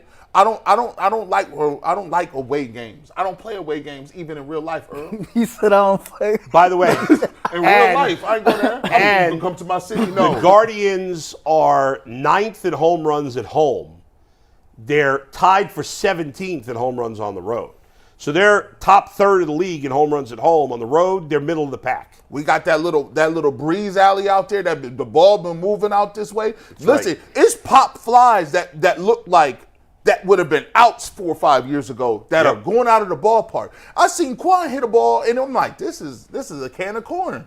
I heard, The ball just kept I heard getting. the contractors that's doing phase 2 of Progressive Field stay in your area. Go ahead and block them in, man. We don't need them going down there doing anything else. Don't mess with that jet stream. Don't mess with nothing out there. But I think if we get the number 1 seed, I think we're locked to get to the World Series. Wow. I think so. Maybe, but Damn. I'm a hometown biased guy. I just feel like our home field advantage, our crowds, like when we show up and we show out. And I go back to that grand slam Frankie hit against like the Yankees at said time. I guess that was the loudest decimal meter ever recorded inside of a baseball stadium in history. We can pump up the volume, and I just think like when you got all these young guys with little to no playoff experience, you want to be able to feed off your home crowd as much as you possibly can. By the way, this is just another marketing tool for the Guardians. Feel free to use this. One of the big home field advantages was the drum beat out in I believe left field. And we've been missing that. We ain't heard that. a good point. Bring that back for the playoffs. Well, obviously, the guy whose name is escaping me, I feel terrible. John Adams, thank you. I can't believe I forgot Here's that. the way you. He passed away. Here's but- the way you put a section up there. Yeah. And it's Adams section. You bring all the high school bands from the area, and they play the beat in their high school uniforms. that. Drum beat and all. And then we want to bring in between in between innings, we want them playing cadences. We want the drum line up there. We want to turn this thing into Latin America. I know you can't bring no torches. You can't bring no flare guns. I want the flares, but I get it. Homeland Security. No, we ain't doing that. We ain't doing that. But you get the John Adams section. Every high school band. You know how many high school bands it is? Get Shaw High School band out there. Get your band. Boom, boom. Hey, Listen. shout out to Warrensville High School, man, who band out here just showing up. I'm telling they you, should do that. A John Adams section that just had everybody with the bass drums. Everybody. That's what you need to be doing. And look, you can steal the idea. Come on now. Yeah. But you need something like that, because I remember how intimidating that was back in the day when they used to be playing them drums. And Albert Bell and them was up. That was guaranteed home run. Well, while I'm not going to go with Earl being a lock if they're at home, I certainly have liked their chances now for a while. They're back on track here. Hopefully they'll continue it and sweep the series tonight. We'll see Alex Cobb make his second start, and then a tough road trip, which I'm looking forward to, against Milwaukee and the Yankees. So that'll be a lot of fun. Two things. Yeah. We're going to the World Series. 2, bleep the Yankees. Ooh. Bleep the Yankees. It always works, man. It always works. By the way, Aaron and I were watching the game the other day, and he says to me, and I want you guys to answer this question. He said to me, who is the Guardians' rival? That's a great Hey, topic. so what's crazy is That's a great topic. we didn't get to it yesterday. Yeah. But I had that like in my original prelim rundown when I was lead producer. I don't know who the Guardians' rival is, but boy, I hate your favorite team. Like, for me, You don't like the Cubs? no, I hate Earl, the Cubs. you're supposed to forgive, Earl. You just told me I got to forgive, Earl. Run that You back. got to forgive. Listen, it was a little bit of rain. Yeah. They ain't have to call no damn delay. We had all the momentum in the world.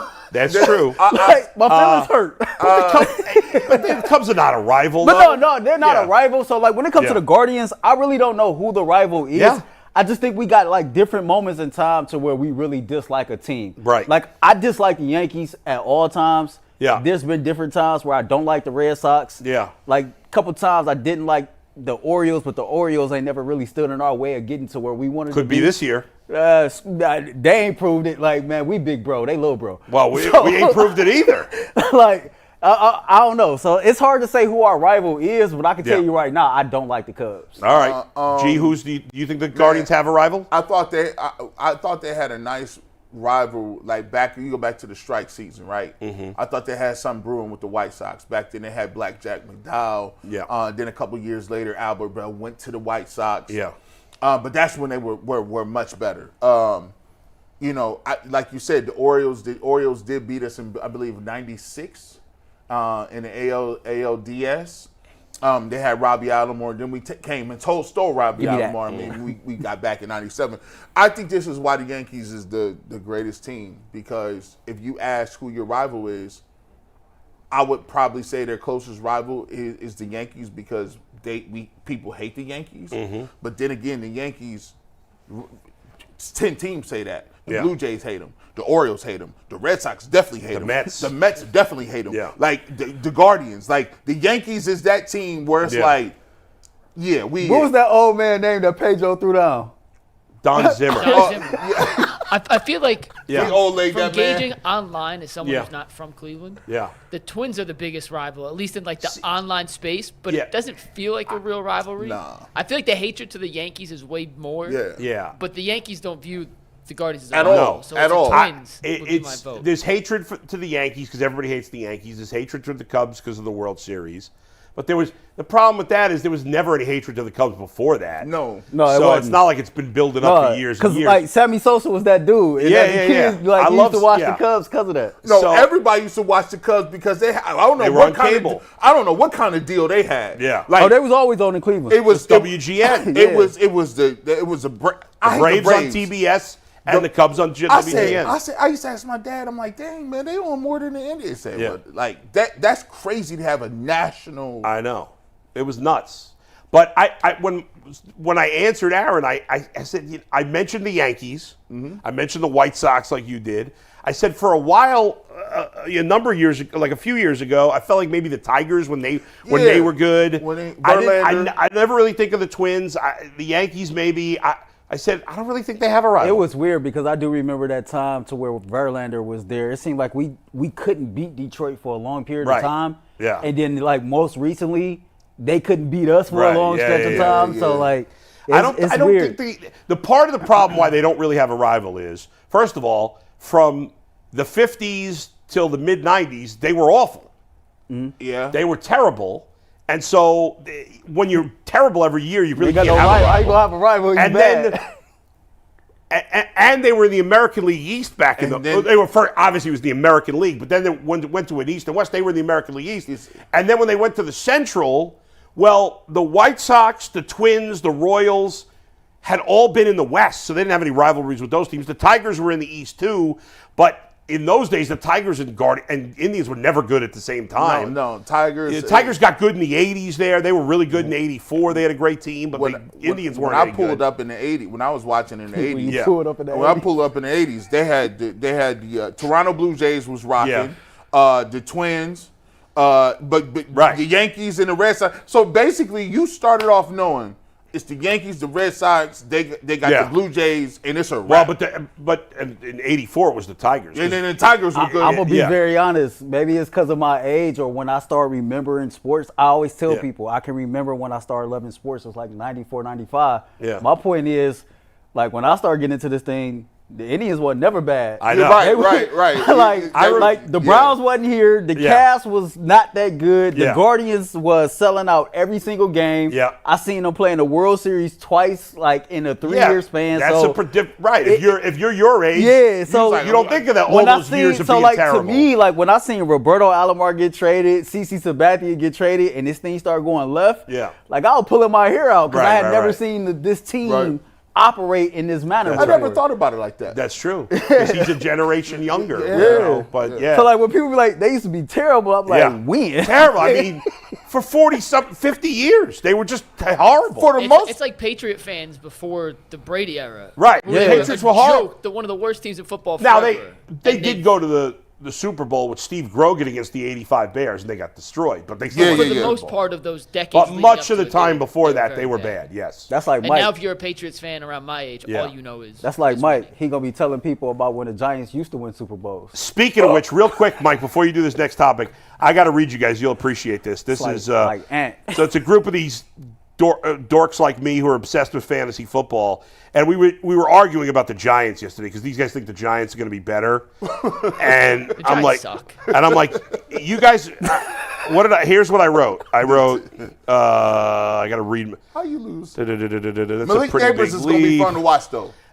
They were like, one of the guys like, their offensive line's so much better. They got a top defensive coordinator, blah, blah, blah, blah. And Malik Neighbors is going to be the next great wide receiver. I said, man, you sound like every Browns fan who called my show from 2011 to 2019. You're right. Every year they were like, this guy's going to be good and we're going to be good. No. When you mention coaches before any players, that's a It's- recipe. That's where the Giants are. The Giants are the 2011 to 2019 Browns. That's what they are. We're going to go back to football, actually, but it's a great transition. We got thank one you. last FanDuel read to get in today. You guys know I love sports. I love them so course much. we do. And now that football is coming back, we finally get the games that I've been dying for, because when the sports aren't sports and we don't get those games, but now we get them back. And thanks to FanDuel, they help me keep the sports going whenever I want. All I have to do is open up the app and dream up bets anytime I'm in the mood. And this summer, FanDuel's hooking up all customers with a boost or a bonus daily. That's right, there's something for everyone every day all summer long. So head over to FanDuel.com/UCSS and start making the most out of your summer. FanDuel, the official sports betting partner of Major League Baseball and the Ultimate Cleveland Sports Show. So Dan Orlovsky of ESPN put out his top 10 quarterback rankings for very specific categories yesterday. And spoiler, Deshaun was not in any of these top 10, but we're going to go over the top 10s and try to figure out which of these categories Deshaun could break into after what we hope is a very successful 2024 season. So we're going to discuss these categories as we go through. If something stands out as crazy or ludicrous or G or Earl Bull, if you think Deshaun should be over any of these guys in these top 10s, we can go category by category. But the main thing, we're going to run through all 7, figure out where Deshaun fits in these lists for next season. Got it? Yes, I will say I think it's hard because these are such specific categories. I mean, unless you're paying attention that closely to these specific things, it's hard to know. Well, you could at least say Deshaun should be in the conversation for this. Okay. Now, by the way, I read this whole article by Orlovsky, and in some of them he'll do each list, and then he has like 3 or 4 paragraphs about each one. And on some of them, he mentions guys that, well, this guy was in consideration for the 10th spot, and Watson's not even mentioned in any of them as like being close. He was not. If you control F the whole article, you would not have found Deshaun right. in Right. any of them. So, Yeah. we're going to see where he fits in next year after hopefully a good 2024 season. The first of Orlovsky's top 10 was arm strength, and his arm strength rankings went like this: Mahomes, Allen, Herbert, Stafford, Rodgers, Will Levis, Baker Mayfield, Anthony Richardson, Dak Prescott, and Lamar Jackson. Any qualms, beefs with this top 10? I don't know. Does Deshaun Watson have better arm strength than Lamar Jackson? I don't think he does. No. I don't know. To be honest, I don't know. Yeah, I'm not. I feel the same way. I'm not sure. There's not an obvious spot for him on that list. I actually agree with Bull right here. It's one of those lists to where I understand the assignment, in discussing the list, but it's hard to really go and say, well, Deshaun deserves to be here or there. How he has it broken down it's tricky. Actually, to be truthful, if he wanted, I get it. He's going with name recognition. But if he really wanted to go Joe Milton is top 5. He's top 5, right? Joe Milton throw the ball over the stadium. I mean, is he just going with starters? I think he's. I did just go. I get what you're saying. I get what Mike's saying. If we being technical, then Joe Milton would be number 1 on this list. It's a lot of, but he ain't gonna do that. I ain't trying to read Joe Milton. Right. You know what I'm saying? Yeah. But I get what he's doing. So the second category that Dan Orlovsky ranked was ball placement. And here's how he ranked the top 10 quarterbacks in the NFL today in terms of ball placement. Joe Burrow 1, Tua 2, Mahomes 3, Stafford 4, C.J. Stroud 5, Purdy 6, Geno Smith 7, Dak Prescott 8, Jared Goff 9, and Josh Allen 10th.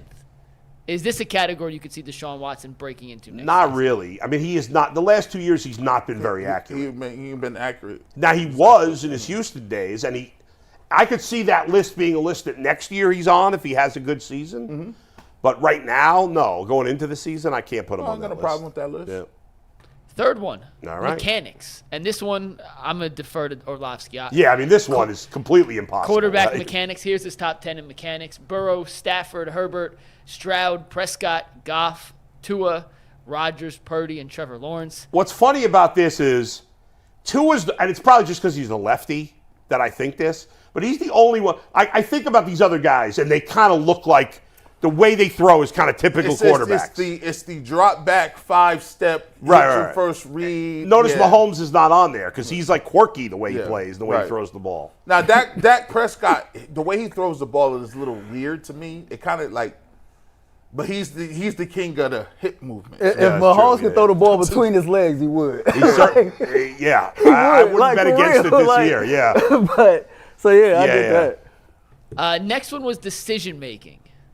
Orlovsky's top 10 quarterbacks for 2024 in terms of decision making: Aaron Rodgers, Matt Stafford, Joe Burrow, C.J. Stroud, Brock Purdy, Jordan Love, Patrick Mahomes, Dak Prescott, Jared Goff, and Kirk Cousins. So I read this in if you had to put it in subtitles. Yeah. This is the check down ability. Check down Charlie. Which one of these quarterbacks is not going to throw the ball into double coverage? If it's a check down, they're going to throw it. They're not going to throw it in double coverage. The only thing I'd say about that is that Jared Goff Jared Goff's been really good the last couple of years in Detroit, and I like him a lot. I think he's underrated, but he's thrown a lot of picks in his career. I think Stafford's not really a check down guy. Now, Stafford's his boy. Him and Stafford are super tight. Which I think is why Stafford's so high in some of these lists. But I wouldn't consider Stafford. I don't have a problem with. The rest of the list makes some sense. I don't have it in front of me, but I'm just trying to think off the top of my head. Aaron Rodgers probably got one, if that, seasons of double-digit interceptions. Oh, yeah. I mean, in he's his always been entire elite career. at not turning the Yeah, ball over. and so, like, he's always been elite. And then when you see, like, somebody like Pat Mahomes 7th, that's because Pat Mahomes trusts his stuff. He'll throw it anywhere. Yeah, he gonna try. Like, he makes some crazy decisions. Yeah, no doubt. Like, it's funny. Like, where would you have put in, not to get off, like, but where would you have placed Brett Favre in that category? Right. I don't think I'd have him in the top 10. Yeah, because no, not decision. Because he'll throw any ball. He gonna throw it anywhere. Right. Now, you'd want him if you were making a top 10 quarterback list, he'd make the top 3 when he played. But arm strength, he's probably top 2, He was 3. one. Yeah. Like he gonna throw ball placement. He gonna throw a couple of that in there. You be like, how the heck did he even get that right there? I mean, let's face it. Baker Mayfield is an extremely poor man's Brett Favre. Yes, Baker Mayfield got a really strong. He thinks he's Brett All Favre. right, confession. That's why I was like so amped for the Browns to draft him. Brett Favre was my favorite quarterback as a kid growing That's right. up. Yeah. And so, like, you know, he took the whole picture on draft day looking like that. he was Brett, and I was all for it. He was a gunslinger. Like, he just wasn't Brett Favre. Unfortunately, he was shitty Brett Favre. Aaron Rodgers has played 15 seasons as a starting quarterback, taking out last year with the Jets. Yeah. Earl, how many seasons do you think he's thrown double-digit interceptions? 15 full seasons. I'm going to go one. Yeah, I think he's right. And he think 11 or 12. It's 3. Oh, 3. Wow. His first season as a starter, he threw 13, 28 touchdowns that year. Yeah. 2 years later, he threw 28 touchdowns again, 11 interceptions. And then his last year in Green Bay, he threw 12 interceptions. Yeah. Crazy. That's crazy. That's pretty. And in pretty between, by impressive. the way, in between that second 11 interception season, his touchdown interception ratio year by year, 45-6, 39-8, 17-6, 38-5, 31-8, 40-7, 25-2, 26-4, 48-5, 37-4. Wait, 48 Damn, to 5? Yeah, he won the MVP that year. That was last 4-year stretch, Mike, I believe he threw 15 picks in 4 years. 2 + 4 + 9, yeah, 15. 15 picks in 4 years. That's crazy. Man. Yeah, I just, but now he's going to be 41 and he's coming off an Achilles tear. We'll see. He has less picks. For his career, Earl, sorry, real quick. His career, 475 touchdowns, 105 interceptions. That's almost 5 to 1. For a career. Yeah. What were we saying? You know this is pretty good. It was about to be You know who negative, got so a I good left it touchdown alone. interception rate? Deshaun Watson. Deshaun Watson's career, 118 to 45. That's not Brett Favre level. Hey, 118 to 45. That's good. That's very good. Very, very good. That's No, very that's very nice. good. But Brett Favre's touchdown. Aaron Rodgers, you mean. I'm sorry. Aaron Aaron Rodgers is Now, Brett ridiculous. Favre has terrible. My boy Brett Rodgers, didn't Rodgers care. might have the all-time record. So Deshaun's is 2.6 touchdown interception. Yeah. Rodgers 4.5. 4.74. 4.74. That's crazy. Damn. That's just absurd. I'm going to look into that. That might be the best all time. I All right, mean, back to the Orlovsky with a certain list. minimum of plays, it's got to be. Who else hasn't thrown a ton of picks? Brady didn't throw a ton of picks, but I don't think I don't think it's as good as I don't that. think it's me Did either. Dan I'll Marino look throw a into ton it. of picks? In those days, guys threw more picks because the defensive backs could do whatever the hell they wanted. That is Yeah. true. Punch you in the face. Back to the list. me that We have ball, 2 fam. more Yeah. categories, and these 2, I think, is where you may be able to make your case for Deshaun. Yeah. If you like what you see this year. This is in terms of pocket presence. This is Dan Orlovsky's top 10 quarterbacks for 2024 in terms of pocket presence. Mahomes, Burrow, Stroud, Stafford, Lamar, Purdy, Jordan Love, Josh Allen, Geno Smith once again, and Dak Prescott. G, what do you make of Deshaun's pocket presence, especially the last couple years? I think the best of what he can do is exhibited against the Baltimore Ravens. In that game when he was hobbled, he managed to get out of the pocket and scramble for a first down. He's not the fastest dude in the world, but he's not, a bad athlete. He's not what we would call Jalen Hurts or Lamar Jackson or somebody or Josh Allen. You know what I'm saying? But he has enough mobility to get around.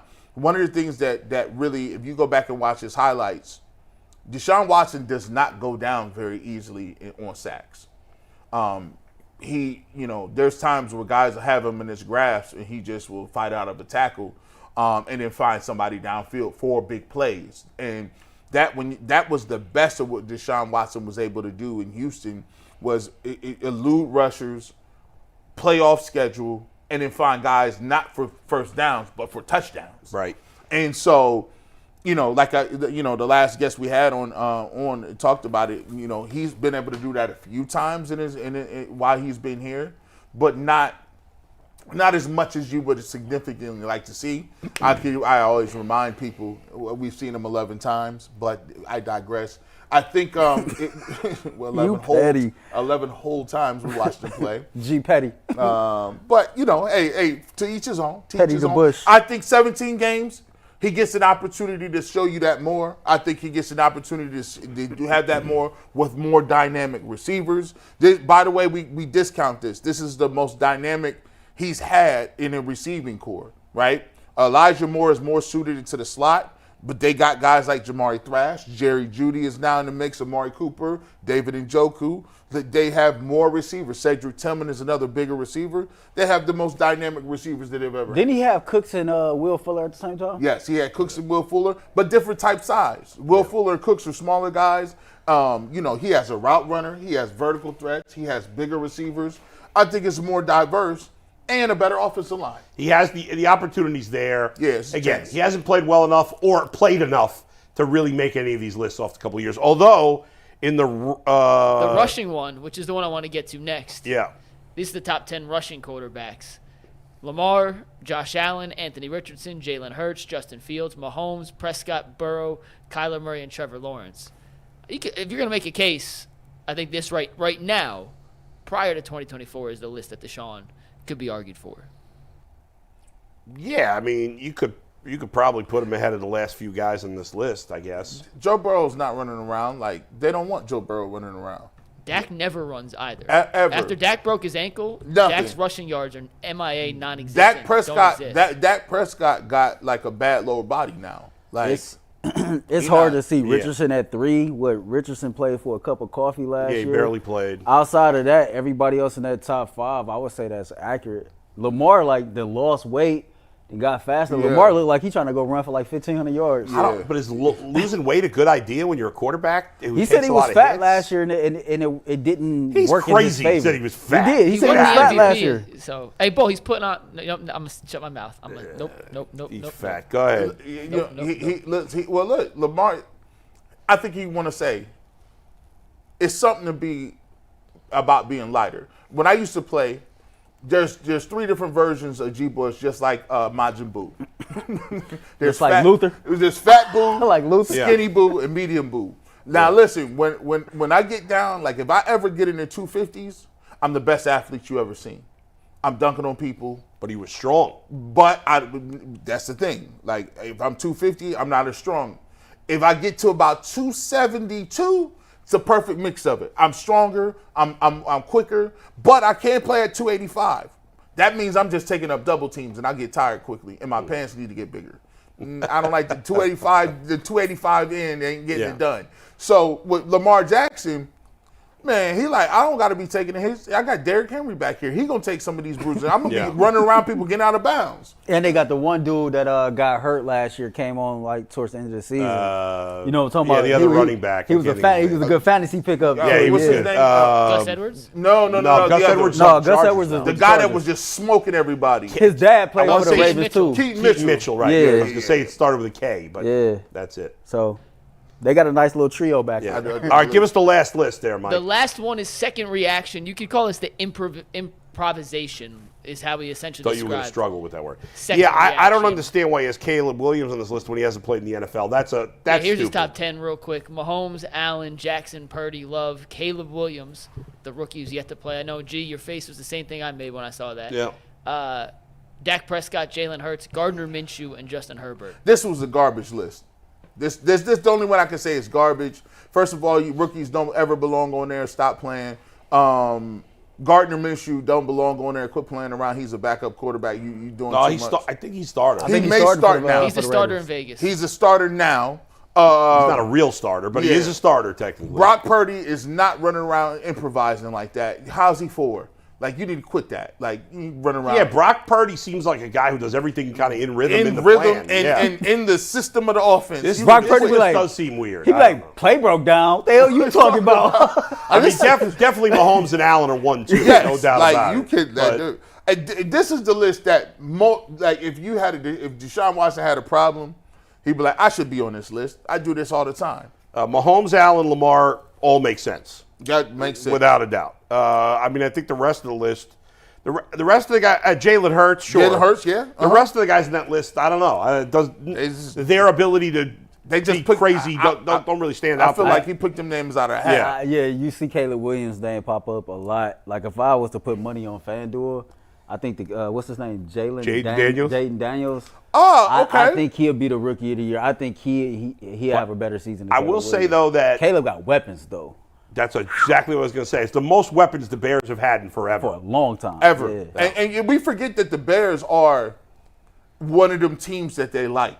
Like, they've been so bad for Yeah. a while, but don't get it twisted. They one of them teams that'd be like, oh, it's the Bears, they own Monday Night again. Yeah. Oh, it's the Bears, they own Sunday. It's a big market. It's a big, they Yeah. love, when the Bears are good, the Bears, It's good for business. it's good for business. I mean, it's the biggest market team where there's only one team in the market. Yeah, and it's a cult following. It's Yeah. one of the forefathers of the football. They got a good tradition. They ain't never But, changing the uniform. I mean, the Bears quarterback history makes the Browns quarterback history look good. they've never had a quarterback. Never. Ever. Their best, I think their all-time leader in yards is Jay Cutler. Yeah, they've never had a 4,000-yard passer. That's wild. Jay Cutler never got 4,000? I don't think so. No, I don't. Are you sure it's 4? I thought it was 3. No, it can't be 3. They had Rex Jay Cutler Gross- must have had They 3,000. had Rex Grossman, When they won the Super Bowl, they had Jim McMahon. Kyle Orton. Oh, it is 4. Sorry, it is. So what's the most yards ever? It's got to be Cutler, right? I mean, I would think. Single season. Yeah. He's also the franchise leader with 23,000. No, I know. Second all time, Sid Luckman, less than 15,000. Wow. 1,000 years. Wow. And Jim Harbaugh third. Yeah. So, yeah, What's the most yards Cutler? What's the most yards in one season? Yeah. Cutler had in Chicago the most yards he ever had, 3,800. And he Getting threw close. 18 interceptions that year. Nasty work. I mean, that, you know. Nasty work. You guys have the worst quarterback situation I've ever heard of. Yeah. Like, Yeah, it's tough. bar none. Yeah. All right, we got to get this last topic in Yeah. because it's a G. Bush special. Yeah. If you guys want Cavs talk, you know Jason and I do an Ultimate Cavs show every week. We did one on Tuesday. You can go check it out on our YouTube page. It got posted last night. G, earlier this week, Chris Fedor on the Wine and Gold podcast was asked about Amani Bates. And Chris Fedor, the beat reporter for the Cavs who works for Cleveland.com, said he expects Amani Bates to spend the majority of the 2024-2025 season back with the Charge and not with the NBA roster. That he'll be back in the G League for the majority of the season. That was Chris Fedor's report on the Wine and Gold podcast. G, I know you've been clamoring for Amani to get a shot on the NBA level for over a year now, and that campaign may have to wait a little longer. So what say you about this report from Chris Fedor that Amani could spend most of next season back with the Charge and not the Cavs? Well, look.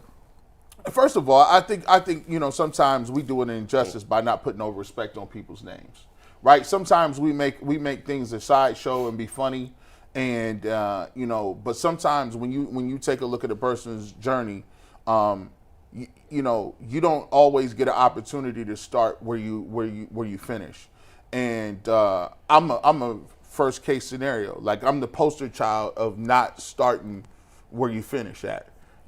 There's a lot of people that be in this industry that been in it a long time. And the reason why that I am where I am is because I did something nobody did. Most people can't say this. I worked almost 13 or 14 years part-time. When you look at people's resumes, I started off when I was in my 30s, and I started off putting up sets. I worked at ESPN Cleveland, and I used to get up at 5 in the morning and go put the set up for somebody else on Browns games at 5 a.m. driving. Some days I didn't have no gas money. Some days I would be in my car. I would come up early because it was between putting money in my gas tank or or eating that day. And I chose to put money in my gas tank to drive. And even before we started this show, even though I had put the work in and I did what I needed to do to get to where I'm going to go, and I put it brick by brick. I still worked part-time before I had this show. Yet and still, I had a top 5 radio show in all of Cleveland. Top 5 in Cleveland scene. 2022, one of the most interesting people in Cleveland. And I was working 1 day a week.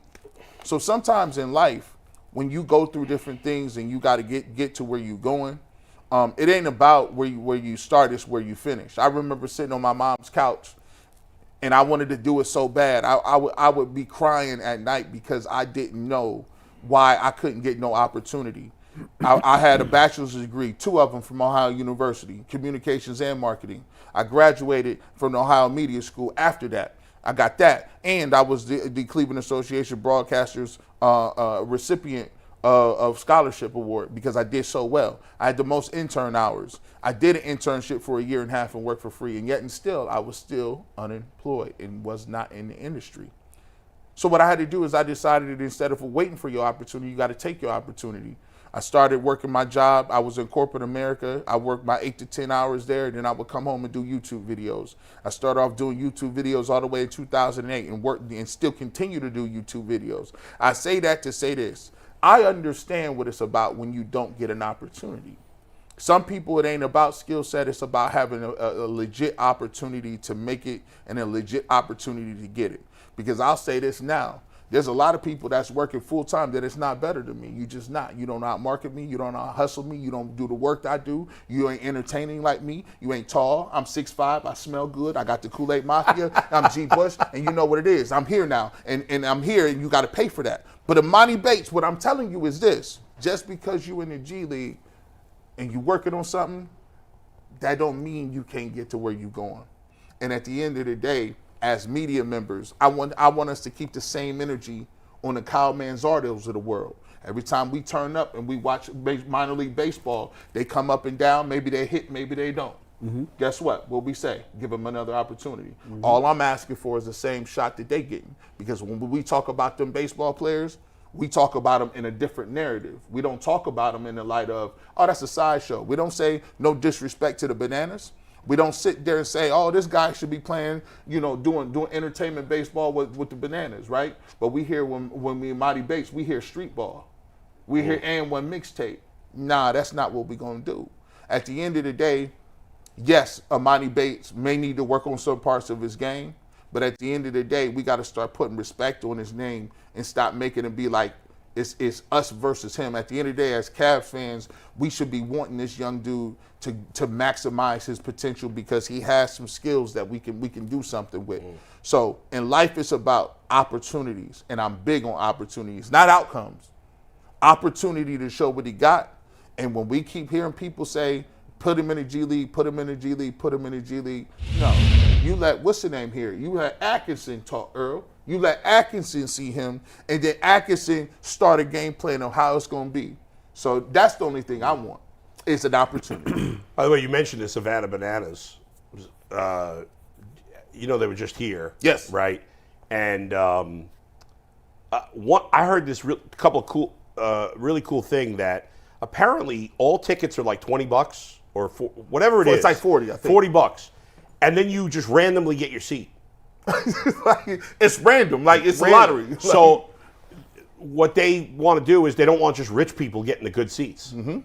So everybody pays the same amount for tickets, and then you could end up in the first row or the last row, which is pretty cool. I'm going to tell you what. We were left out of here with the Bananas, by the way. Yeah. They on to something. That's going to hit different. Yeah, you guys had somebody from the Bananas on, right? We had the head coach, yeah. They are on. I left out of here. Them kids had their jerseys on. By the way, I got my. It was awesome. It has blown up the last couple of years. I want to try to go next year. One of the guys I coach with at fall ball, he took a couple of the kids.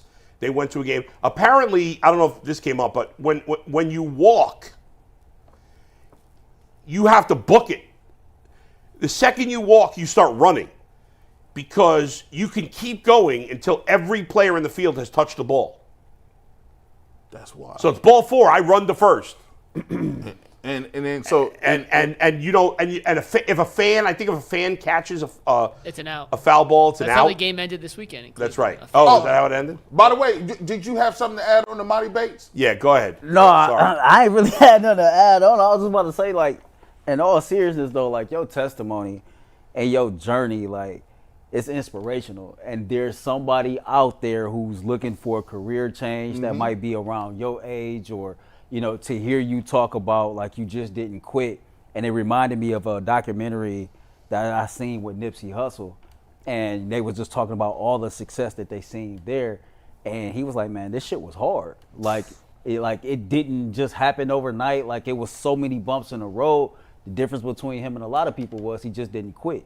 A lot of people don't, and a lot of people don't want to pay their dues. And that's what it sounds like. Like you just didn't quit. And it's so funny because like my journey to get to this point has not been like yours, but it's been a journey. Like, I didn't have to work 14, 15 years before I landed my first full-time job and things like that. And so because of people like you who've paved the way before me, it made my journey a little bit more easier. But you're right, you got to pay your dues. You got to put the work in. Yeah. You got to pay your dues. Y'all know my clothesline. Be great, spread love. Being great come with a price. Spreading love is priceless. People don't want to pay the price to being great. Mike, what are we talking about in overtime? Steve Becker did a top 5 list from the newsletter this week that we're Okay. going to break down and see if he got right. So we're going to In hate on his overtime. list. We Okay. hate on Steve's list in overtime. That's fair. We're going to see if we hate it or we love it. All right. I think this is the first show in forever that Steve did not text us once during the show. You're right. That's wild. I was like, my phone hasn't been blowing up every 8 seconds. It is amazing. No, Steve Texas. He did? Yeah. Well, it left me Oh, out he of did it. 11:07. Where? You're right. Yeah, yep. 11:07. Oh, yeah. You're Yeah. right. 11:07. But he went an hour and 52 minutes without a text. We'll see you on overtime. Peace.